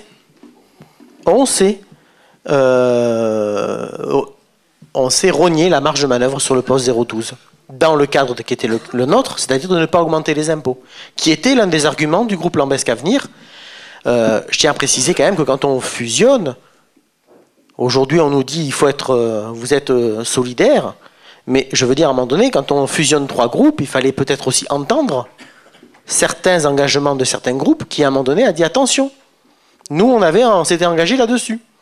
Alors après, on peut nous dire que c'était utopique, que c'était tout ce qu'on voulait, il n'y a aucun souci là-dessus. C'est pas moi qui l'ai écrit, c'est vous qui l'avez écrit. Mais à un moment donné, je ne peux pas laisser passer que c'est aujourd'hui qu'on se dévoile et que c'est aujourd'hui que l'on se met dans une certaine opposition par rapport à ce qui était, je veux dire, et je pourrais en dire, mais alors, Mais sur les embauches, je pourrais en dire, mais long, très long, sur des postes qu'on nous avait dit à temps partiel, sur une durée déterminée, et finalement qu'on a eu 3 ans. Je pourrais en dire sur des postes où on devait avoir un poste financé moitié par une institution, moitié par une opération avec un partenaire privé, et qui finalement... Ce qui était le cas. Et qui a, au bout de, sur 3 ans, et qui enfin finalement n'était que sur 1 an, et que pendant 2 ans, on a cru bêtement que ce poste-là était financé... il a été financé, un an. Au lieu de 3 ans sur lequel il y avait eu l'engagement prévu. Je pourrais en dire, hein, je pourrais en dire les nombres de fois où on a dit attention, il y a un départ en retraite, profitons-en, ne remplaçons pas ce poste-là, essayons de voir, d'avoir une marge de 0,12, maîtrisons notre budget 0,12. Dans le PowerPoint, il est présenté que le budget 0,12 est à 50%. Quand je fais le calcul, alors quel que soit le dénominateur, hein, que ce soit les gestions courantes, on est à 55,7%. Si on est sur les dépenses réelles de fonctionnement, on est à 53,9%. Et si on est sur les dépenses, le total des dépenses d'ordre de fonctionnement, on est à 41%. Donc le 50% dans le PowerPoint, je ne le retrouve pas. Et je sais très bien que cela se calcule par rapport aux dépenses réelles de fonctionnement, et que les dépenses réelles de fonctionnement, c'est 53,9%. Alors, moi, je ne vais pas contester tes chiffres. Je voudrais simplement dire 2 choses. D'abord, c'est un débat constant, effectivement, que nous avons depuis plusieurs années. Effectivement. Mais tu noteras, Alain, que vous vous êtes opposé, mais qu'aujourd'hui, on est dans une situation financière qui est ce que tu as vu, que l'on est avec des réalisations qui sont celles qui ont été présentées, et que tout ceci a été confirmé à plusieurs reprises, financièrement tient la route. J'aurais tendance à dire que la constance qui a été la vôtre est un peu déjugée par les faits. Ça, c'est la première chose que je voulais dire. La seconde, c'est que j'entends le raisonnement, mais il y a quelque chose que je n'entends pas. Plus exactement que j'entends, mais pas autour d'une table du conseil municipal, que j'entends à l'extérieur.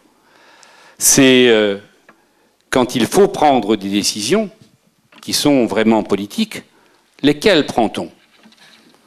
Moi, je vais dire et redire que la décision d'avoir un service communication, au demeurant, où les personnes ne sont pas très cher payées, mais qui fonctionne bien et qui rend de multiples services, à la fois dans les services pour les politiques et aux Lambesquins, je ne le regrette pas. Le service de vie locale, on a une personne à la tête qui est exemplaire et un service qui marche très bien, dans lequel, je pense, tu te retrouves pour jeunesse et sport. On a un éco-conseiller qui a fait un travail qui n'avait pas été fait au niveau des forêts, au niveau de l'énergie, au niveau de l'eau. Aujourd'hui, je voudrais savoir qui peut nier l'intérêt de cette politique-là. La politique jeunesse et sport, j'en ai parlé.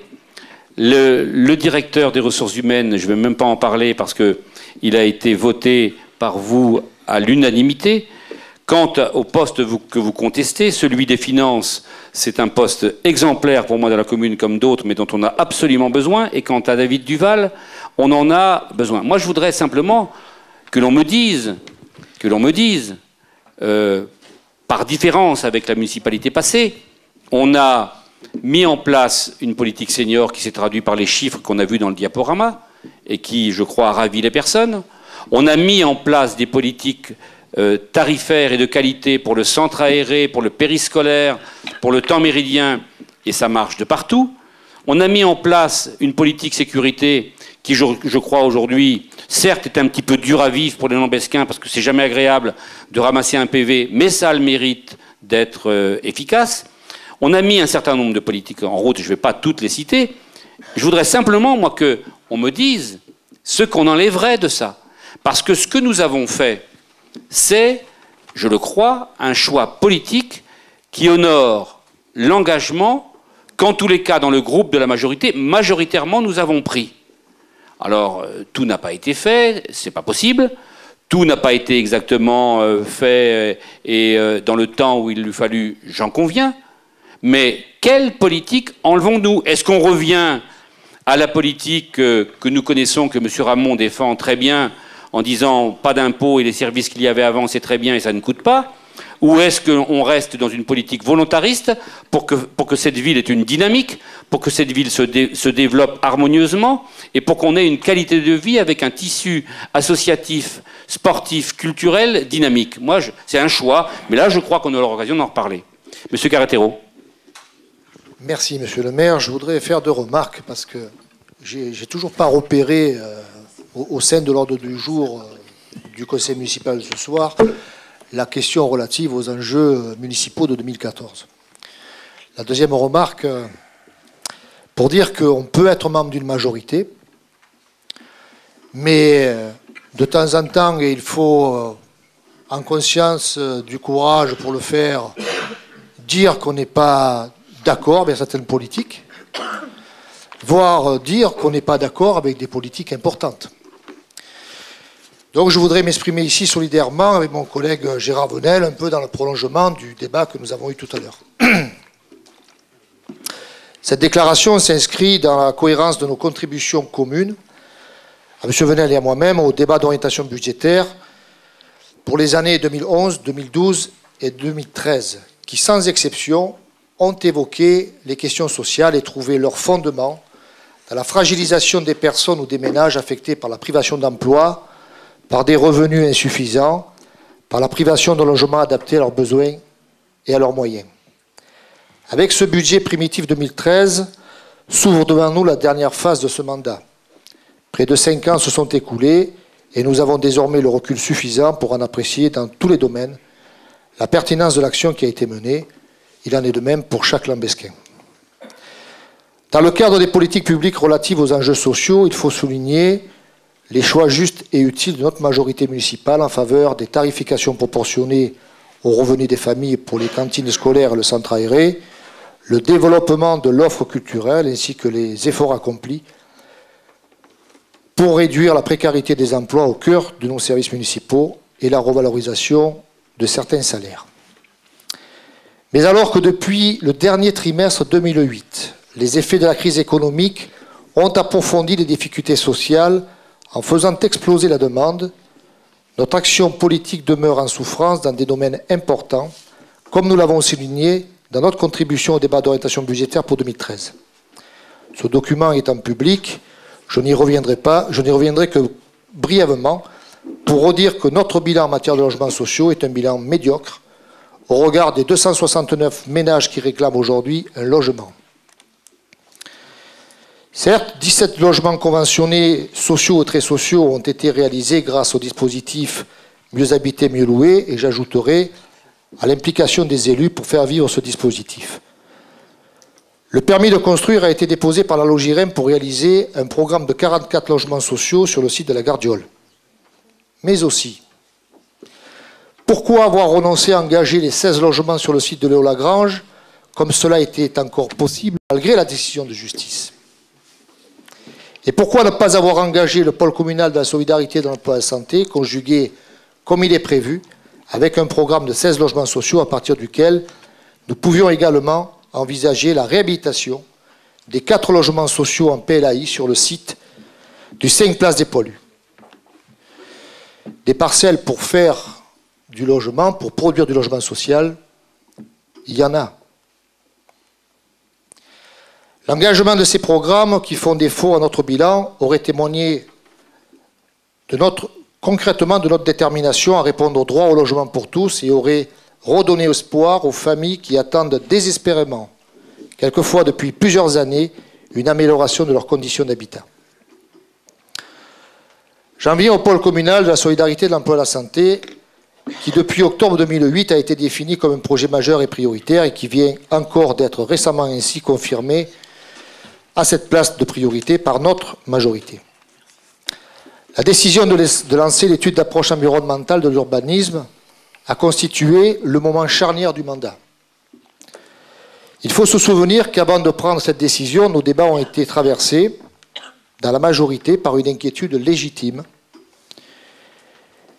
Nous nous posions la question, n'y avait-il pas un risque important de freiner, voire de paralyser l'action engagée avec le lancement de cette étude?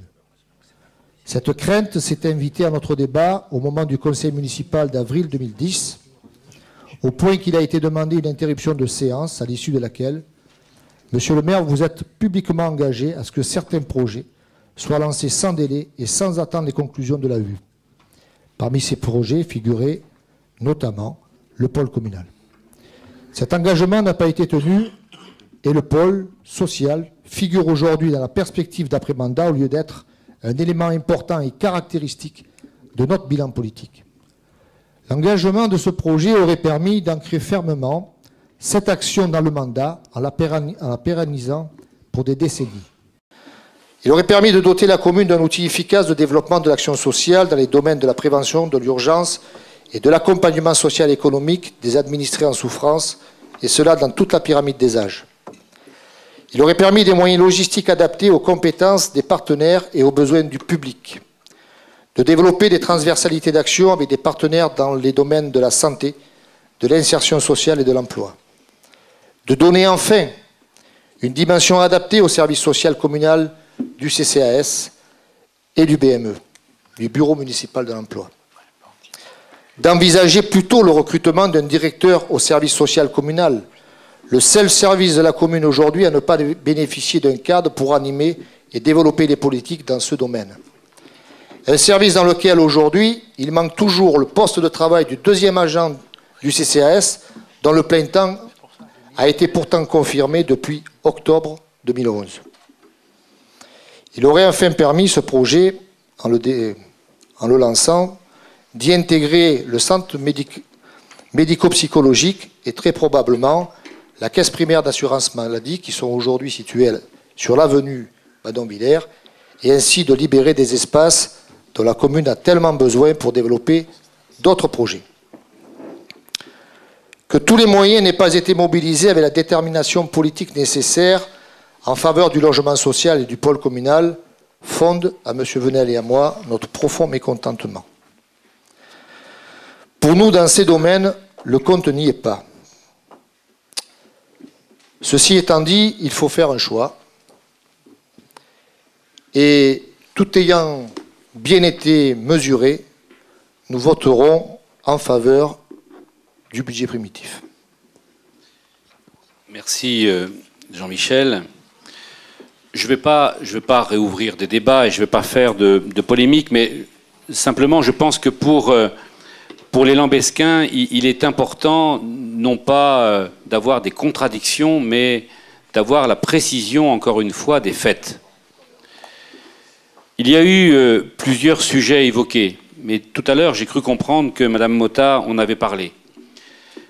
J'ai entendu, Jean-Michel, d'abord des propos concernant l'AEU. Et j'ai retrouvé les textes de ce jour et la déclaration que vous avez faite. Je l'ai là sous les yeux, tu pourrais la partager. C'est premier chapitre, nous approuvons. Deuxième chapitre, nous estimons pertinent. Le troisième, nous approuvons la bonne idée. Le quatrième, on parle de clerlogie, mais clerlogie, c'est toi-même qui es allé à Marseille rencontrer l'architecte des Bâtiments de France pour entendre ce que nous regrettons tous, un refus absolument. Le septième, c'est nous sommes favorables. Léo Lagrange, t'en parlais, je en parlerai. Et puis, ainsi de suite, il y avait ce jour-là de la pertinence partagée, et je ne renie rien. J'ai effectivement, ce jour-là, en aparté, pris un certain nombre d'engagements personnels sur le PCES. Donc, tu as raison. Et sur le PLU également. Aucun problème. Ce que je demande simplement, c'est à ce que les élus qui s'expriment sur ces sujets aillent jusqu'au bout des dossiers. On va les prendre un par un, si vous le voulez bien. Alors, on ne va pas en sortir. Là. Ah, c'est 11h15. Oh. C'est étonnant, quand il y a des réponses, je réponds. Non, mais on commence à être fatigué. Voilà. Ah, je comprends, mais si vous permettez, je vais quand même répondre. Non, mais après, parce qu'il y a des Lambesquins qui sont ici, qui sont restés jusqu'à 7 heures, qui ont entendu des choses et qui ont, je crois, le droit d'avoir des réponses. Si on ne le fait pas pour Gérard, je vais le faire pour les Lambesquins. La place des héros est poilue. La place des héros est... Pardon ? La place des poilus. Je suis fatigué. Je suis fatigué, comme tout le monde. Mais Mais je vais jusqu'au bout. Mais je vais jusqu'au bout. La place des poilus. Gérard, si tu ne le sais pas, je te le dis, c'est un projet pour lequel la Logirem attend notre décision ce soir. La Logirem est d'accord pour faire ce projet-là, mais elle attend notre décision ce soir. Je ne pouvais pas... Il ne me fera pas trembler avec des chantages, je te le dis tout de suite. Mais il faut savoir écouter. Mais s'il le faut, on va le faire écrire par la Logirem. Il n'y a aucun problème là-dessus. Je ne m'énerve pas, je cite des faits. La Logirem ne s'engagera pas sur ce projet-là s'il n'y a pas un engagement de la ville sur un projet complet que tu connais. Et la décision, elle a été prise ce soir. Donc on ne peut pas nous reprocher de ne pas avoir avancé plus tôt. Sur les Hauts-Lagrange, j'ai vu qu'il y avait des habitants qui habitaient dans le quartier. Moi, je vais redire ce que je n'ai cessé de répéter. Et tout à l'heure, cela a été dit. Ah oui, Gérard, mais il faut écouter. C'est la 5e fois qu'on l'entend. Est-ce qu'il y a des Lambesquins qui l'ont entendu? Peut-être pas. Oui, ce soir, 5e fois ce soir. Non, tu n'as pas entendu ça. Tu n'as pas entendu que non seulement il y avait un blocage juridique de fond, suite à un recours déposé et suite à une erreur de commissaire enquêteur, nous avons perdu. Donc on ne peut pas faire autrement, on est bloqué. Deuxièmement, il y a des personnes qui vivent dans ce quartier-là. Et n'en déplaise peut-être à certains, on a aussi écouté ce que ces personnes-là disaient, et en particulier une personne qui est directement concernée par un problème qui juridiquement n'est pas réglé. Je ne vais pas aller jusqu'au bout, mais simplement, les Hauts-Lagrange est un projet qui est bloqué, juridiquement bloqué pendant très longtemps. Il y a eu en plus une concertation, et moi j'ai attiré l'attention de tous depuis fort longtemps pour dire qu'on ferait mieux de se concentrer sur d'autres dossiers. Et je pourrais parler de Moulin-Neuf. On parle de logement sur Moulin-Neuf. Moi, je lis sur Moulin-Neuf. Nous nous interrogeons fortement en quoi l'urbanisation de Moulin-Neuf serait davantage un préalable. L'urbanisation de ces nouveaux quartiers ne doit pas intervenir sous ce mandat, ce qui serait contraire à nos engagements électoraux. On ne peut pas me dire qu'on n'a pas avancé sur Moulin-Neuf, quand soi-même on a écrit qu'on ne voulait pas avancer sur ces dossiers-là. Quant au PCES, je vais faire très court, la décision pour démarrer, c'est ce soir que nous la prenons ou pas. Voilà. On peut tout dire, mais c'est ce soir que nous la prenons. Mais là, je suis aussi prêt au débat, il n'y a aucun problème. Mais...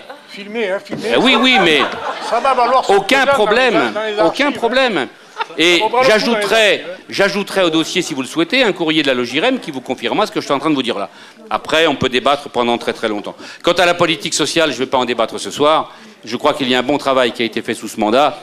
Et même s'il y a des différences parfois, y compris pour des locaux, le travail, il a été fait. Et je crois que c'est un plus que l'on pouvait partager. Voilà. Qui veut intervenir? Je vais voter par solidarité avec Jean-Michel Carretero, une solidarité de formation politique, mais également pour le bon fonctionnement des services et la concrétisation des 9 projets du PPI que j'approuve, ce que vous semblez avoir oublié. Mais je vais voter avec regret et contraint et forcé par la douteuse procuration non remplie. Bien, alors je ne veux pas revenir sur la procuration, j'ai pris la décision. Bien, la deuxième chose, je ne réagirai pas à ces propos-là parce que je pense que ce n'est pas le lieu et je retiendrai le vote. Je dirais simplement une seule chose. Je n'ai fait que lire et reprendre des votes. Voilà, ce n'est pas moi qui les ai écrits et ce n'est pas moi qui ai voté. C'est tout. François Berga.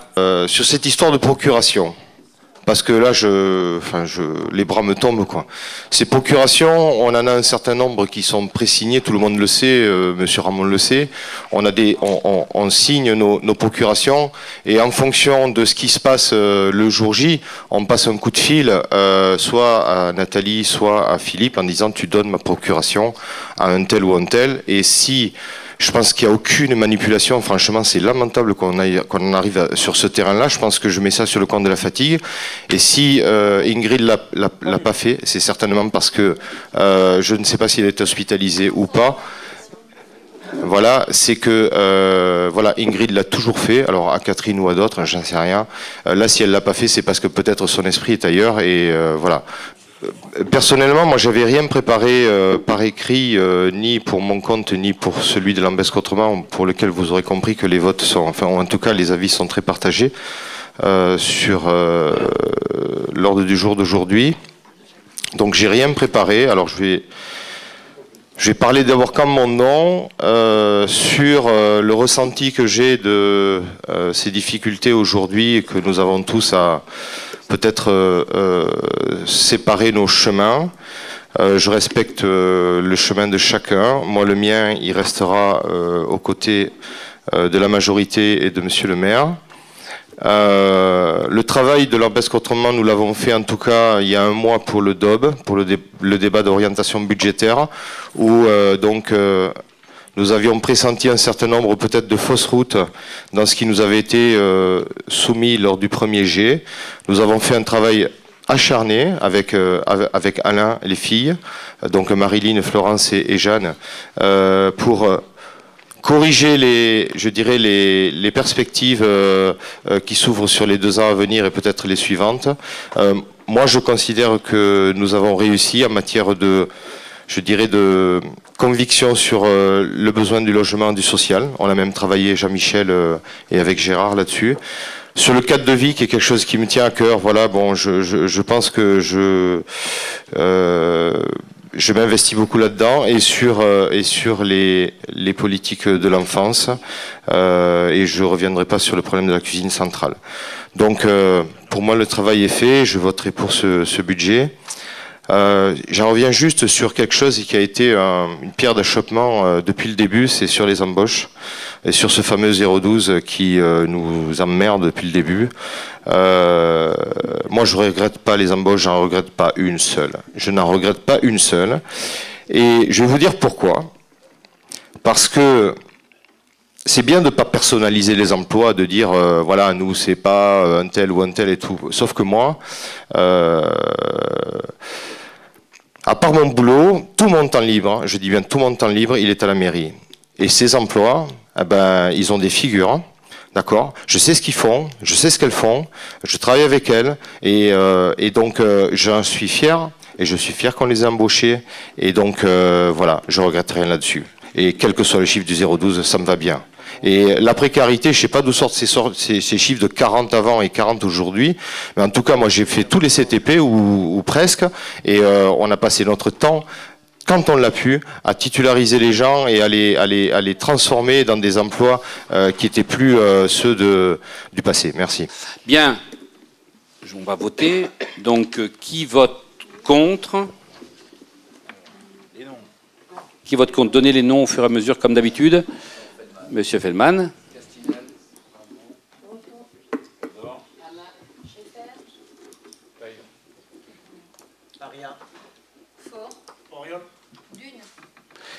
Qui s'abstient? Qui vote pour? C'est la différence.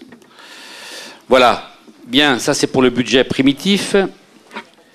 Pardon? Oui, on va voir le résultat, il va nous le calculer. Si tu veux bien...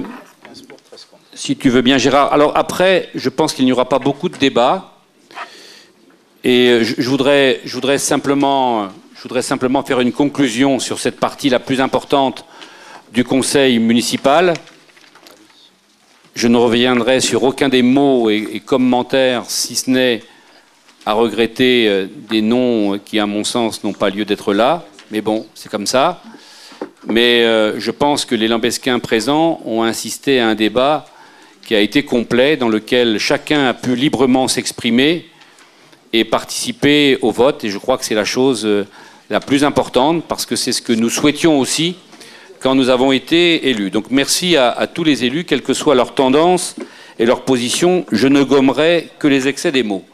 Voilà, pour le reste, donc, si tu veux bien... Alors, peut-être d'abord avoir le résultat, on me le demande. 15 pour, 13 contre. 15 pour, 13 contre.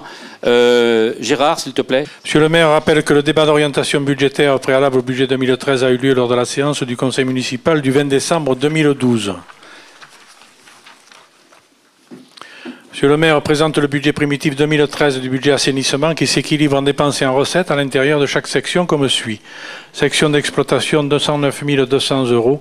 Section d'investissement 1 672 357,56 €. Ceci exposé, il est demandé au conseil municipal de procéder au vote des propositions budgétaires, étant rappelé que le vote s'opère par chapitre pour la section d'exploitation et par chapitre et par opération pour la section d'investissement. Des questions ? Non, pas de questions, mais simplement notre position, ça sera une abstention sur ce point. Nous aurions souhaité, je l'ai dit à plusieurs reprises, justement en commission des finances, qu'en matière puisqu'il y a un investissement qui est pléthorique, il aurait été logique, puisqu'il n'y a pas de gros travaux de prévus en matière d'investissement. Je sais qu'il y a l'avenue Badonvillers qui arrive à son terme, qui nécessitera du financement, mais néanmoins, on aurait pu très nettement réduire les taxes. Ça aurait permis quand même aux Lambesquins d'avoir une eau un peu moins chère. Donc c'est une règle comptable qui fait qu'il ne faut pas y avoir trop d'argent sur ce type de budget. Donc voilà, c'est ce que je voulais dire, c'est pour la raison pour laquelle nous abstiendrons. La règle qui est invoquée ne vaut que lorsque l'excédent budgétaire est important et qu'en face il n'y a aucun projet d'investissement de prévu, de programmé, et ce qui n'est pas notre cas. Voilà. Bien, merci beaucoup. Et d'autre part, on a baissé le prix de l'assainissement de façon très importante au moment, il y a 2 ans, pour compenser avec le prix de l'eau qui ne nous permettait pas de réaliser un seul programme d'investissement puisque les recettes étaient beaucoup trop faibles. Bien, qui vote contre? Qui s'abstient? 6. Qui vote pour? Tous les autres. Gérard, toujours. Budget primitif de l'eau. Monsieur le maire rappelle que le débat d'orientation budgétaire préalable au budget 2013 a eu lieu lors de la séance du conseil municipal du 20 décembre 2012. Monsieur le maire présente le budget primitif 2013 du budget de distribution d'eau potable qui s'équilibre en dépenses et en recettes à l'intérieur de chaque section comme suit. Section d'exploitation 208 466, section d'investissement 777 022,33. Ceci exposé, il est demandé au conseil municipal de procéder au vote des propositions budgétaires, étant rappelé que le vote s'opère par chapitre pour la section d'exploitation et par chapitre et par opération pour la section d'investissement. Des remarques? Qui vote contre? Qui s'abstient? Qui vote pour? Unanimité. Bien, ensuite, comme vous le savez, la commune procède à un certain nombre de travaux pour essayer d'économiser de l'énergie. C'est Alain Lagier qui porte cette politique-là, et donc je lui confie le dossier. Dans la suite des audits énergétiques qui ont déjà été faits sur d'autres bâtiments, notamment le COSEC, qui est un des plus énergivores de notre patrimoine, nous continuons ici avec les 2 écoles qui ont été construites à la fin des années 70 et qui sont chauffées à l'électricité et qui représentent une forte part de notre consommation électrique. Donc aujourd'hui, il est légitime de se préoccuper d'assurer leur rénovation et de prévoir l'amélioration énergétique.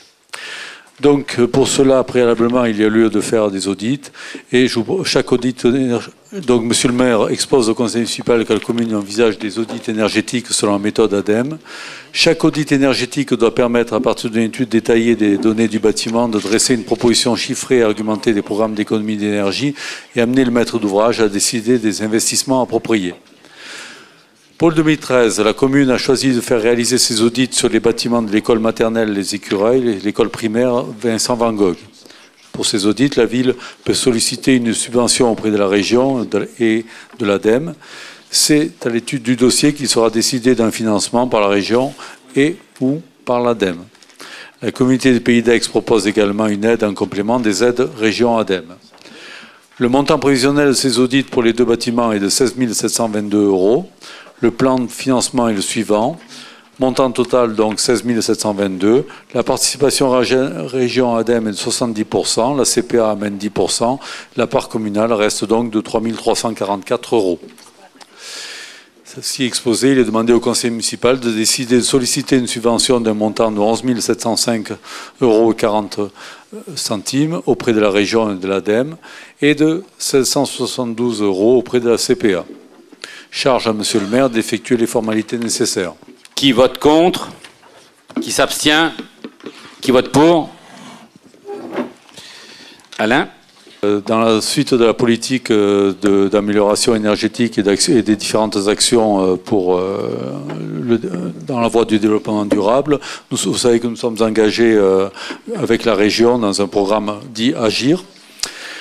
Le maire rappelle à l'Assemblée que par délibération 2009-84, la commune s'est portée candidate au projet collectivité lauréate Agir pour l'énergie et que cette candidature a été retenue en janvier 2010. Conformément au plan de charge imposé par la région, la ville de Lambesc a validé une charte d'objectifs par délibération 2010-117. Cette charte a fixé au groupe énergie un cadre de travail pour réaliser un plan d'action en faveur de l'énergie pour les 3 prochaines années. 9 agents des services et 9 élus ont travaillé en binôme pour rédiger 47 actions qui permettent d'atteindre les objectifs de maîtrise de l'énergie et du développement des énergies renouvelables fixés au début du mandat. Le compte-rendu de la visite d'évaluation effectuée en juin 2012 atteste que la qualité de travail accomplie depuis 3 ans et encourage la commune à continuer la démarche Agir. Considérant les délibérations déjà prises pour engager la collectivité dans le programme régional Agir pour l'énergie, il est demandé au conseil municipal d'autoriser le maire à rédiger un dossier de candidature afin d'obtenir la reconnaissance collectivité lauréate Agir pour l'énergie année 3. Je rappelle à toutes fins utiles qu'un tel engagement porte ses fruits puisque la reconnaissance par la région dans cette action permet d'obtenir en conséquence les subventions. Vous avez vu 70% de subventions sur les améliorations de bâtiments. Quand on voit un programme comme celui du COSEC qui approche le million d'euros, on peut penser qu'un tel engagement porte ses fruits. Bien, merci Alain. Qui vote contre? Qui s'abstient? Qui vote pour? Merci. Alain toujours. Enfin, urbanisme, autorisation de déposer un dossier de déclaration préalable concernant des brises-soleil sur l'école des Écureuils. Dans la même idée, l'amélioration thermique et le confort thermique des bâtiments. Monsieur le maire informe l'Assemblée nationale que l'Assemblée... Merci. Merci. C'est trop... L'Assemblée que l'école maternelle Les Écureuils présente sur ses façades sud et plus précisément au niveau de la bibliothèque des problématiques de surchauffe estivale. Afin de remédier à ce problème, il est proposé d'installer des brises-soleil fixes sur les façades sud. Au titre de l'article 421-17 du Code de l'urbanisme, ces travaux nécessitent le dépôt d'une déclaration préalable. Il convient que le conseil municipal autorise monsieur le maire à déposer, à signer au nom de la commune, le dossier de DP et tout document afférent. Bien. Y a-t-il des votes contre? Qui s'abstient? Qui vote pour? Ah, il y avait des abstentions, pardon. Non, c'est pas une abstention. Je voulais juste dire par rapport à ces brises-soleil qu'il y a un projet de réalisation d'une pergola à l'école des Écureuils. Et bon, je sais pas si c'est concomitant avec les brises-soleil, mais bon, voilà, il y aura en plus cette solution par rapport à la surchauffe des bâtiments. Cette réalisation est en concomitance, comme tu dis, avec la pergola. Merci. Qui vote contre? Qui s'abstient? Qui vote pour?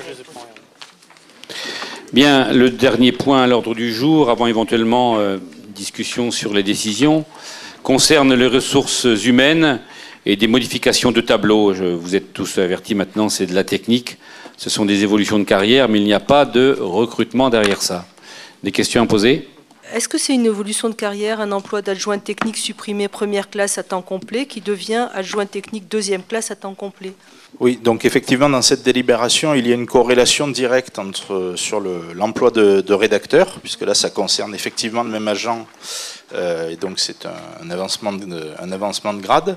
En revanche, il n'y a pas de corrélation directe entre l'emploi d'adjoint technique de deuxième classe à créer et l'emploi d'adjoint technique de première classe à temps complet. C'est simplement une mise à jour du tableau des effectifs suite à des mouvements antérieurs qui sont déjà passés en conseil municipal. Et nous avons donc un emploi d'adjoint technique de première classe à temps complet qui est vacant. Et pour pouvoir procéder à une stagiarisation qui était prévue au budget, nous devons créer un poste d'adjoint technique de deuxième classe à temps complet. Voilà, c'est donc un nouveau recrutement? Non, non, c'est pas un nouveau recrutement. C'est des agents qui sont des effectifs. C'est un agent. En fait, de toute façon, je ne vais même pas rentrer dans les débats. C'est pas ça. Quelqu'un qui était contractuel, non, qui va être stagiarisé, puis qui vient sur un emploi, c'est quoi? Au tableau des effectifs, il n'y a pas de nouveau poste. Oui, tableau des effectifs, mais dans les faits, c'est un nouveau recrutement, si je comprends bien. Non. Quelqu'un qui était contractuel et qui devient non. Fonctionnaire. Non. Non. Il n'y a pas de nouveau recrutement. Je rappelle quand même qu'il y a les instances légales et qu'il y a en plus une mission, une commission ressources humaines à laquelle participent les élus. Donc il y a 2 filtres avant d'arriver jusqu'à aujourd'hui. Je le dis aux élus, ils sont représentés, qu'ils posent la question à ceux qui les représentent. Voilà. Bien. Dernier point sur les décisions. Y a-t-il des questions? Ah, le vote, pardon, on n'a pas voté. Alors, on va dire les noms. Qui vote contre? Personne. Qui s'abstient? Voilà. Nommez-vous. Foriol. Fort. Aria.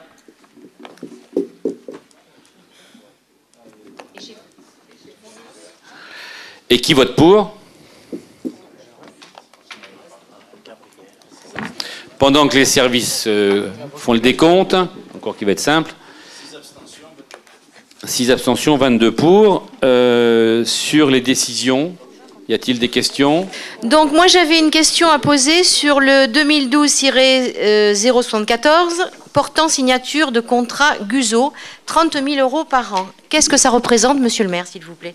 Donc, simplement, le GUSO, c'est un organisme c'est l'acronyme de guichet unique du spectacle occasionnel. Il s'agit simplement du changement de rémunération de nos régisseurs. Avant, nous les payions en tant que vacataires sur le chapitre 012.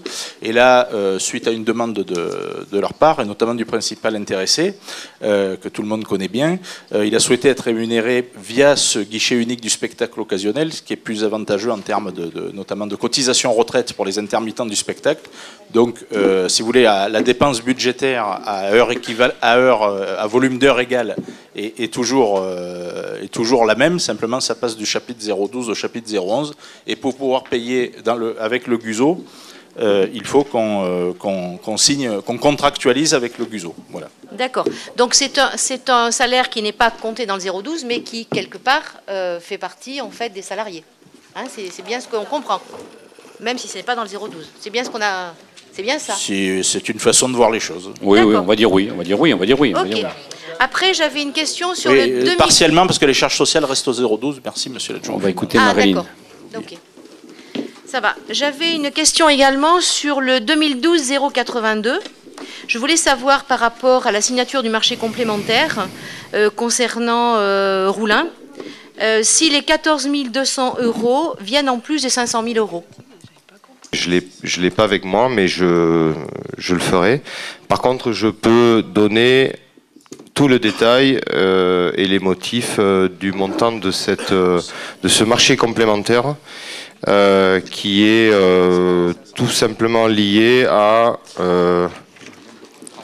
à 7 opérations qui n'avaient pas été, c'est pas qu'elles n'ont pas été prévues, c'est que les circonstances du chantier, comme tout chantier, ont révélé des problèmes qui ont été réglés par là. Sachant que le précédent... S'il vous plaît. Alors je pense si tu me le permets, tu as des services qui veillent tard et qui sont encore là. Ah, Rémi est là? D'accord. Donc, par contre, pour le précédent montant qui avait été évoqué de 6 000 €, c'était un avenant sur les jeux. Je le rappelle. Donc, c'était un avenant, c'était effectivement là une modification par l'acquisition d'un jeu supplémentaire pour enfants. Ça, c'était pour le rappel de la dernière délibération.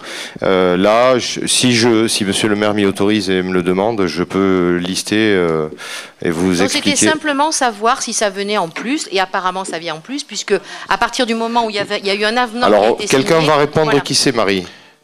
Non, mais... quelqu'un va répondre, apparemment. Je ne savais pas que Rémi était là. Non, réponds, Rémi, directement, on va gagner un tour. Alors, on me confirme que c'est bien dans les 500 000. D'accord, merci. J'avais une dernière question, oui, monsieur le maire, je prends les concernant donc les trois suivantes, 2012 083, 084 et 085, pour un montant de 54 000 €, acquisition de divers véhicules, reprise, etc. De quoi est-ce qu'on parle dans ces lignes-là, s'il vous plaît? Alors la première ligne, comme c'est indiqué dessus, hein, c'est un fourgon. La deuxième ligne, c'est un véhicule léger de type pick-up. Et la troisième ligne, c'est un camion benne. D'accord, mais le pick-up, c'est un deuxième pick-up qui a été acheté, ça? Oui, de mémoire, c'est un deuxième pick-up. On me confirme là-bas. Bien, il ne sera pas dit que nous ne sommes pas allés jusqu'au bout de tous les détails. Voilà, bah écoutez, encore une fois, d'abord, merci aux Lambesquins qui ont eu le courage et la patience d'aller jusqu'au bout. Merci à tous les élus pour ce débat qui, indépendamment des excès qui se produisent parfois, a été démocratique et de qualité. Merci, au revoir.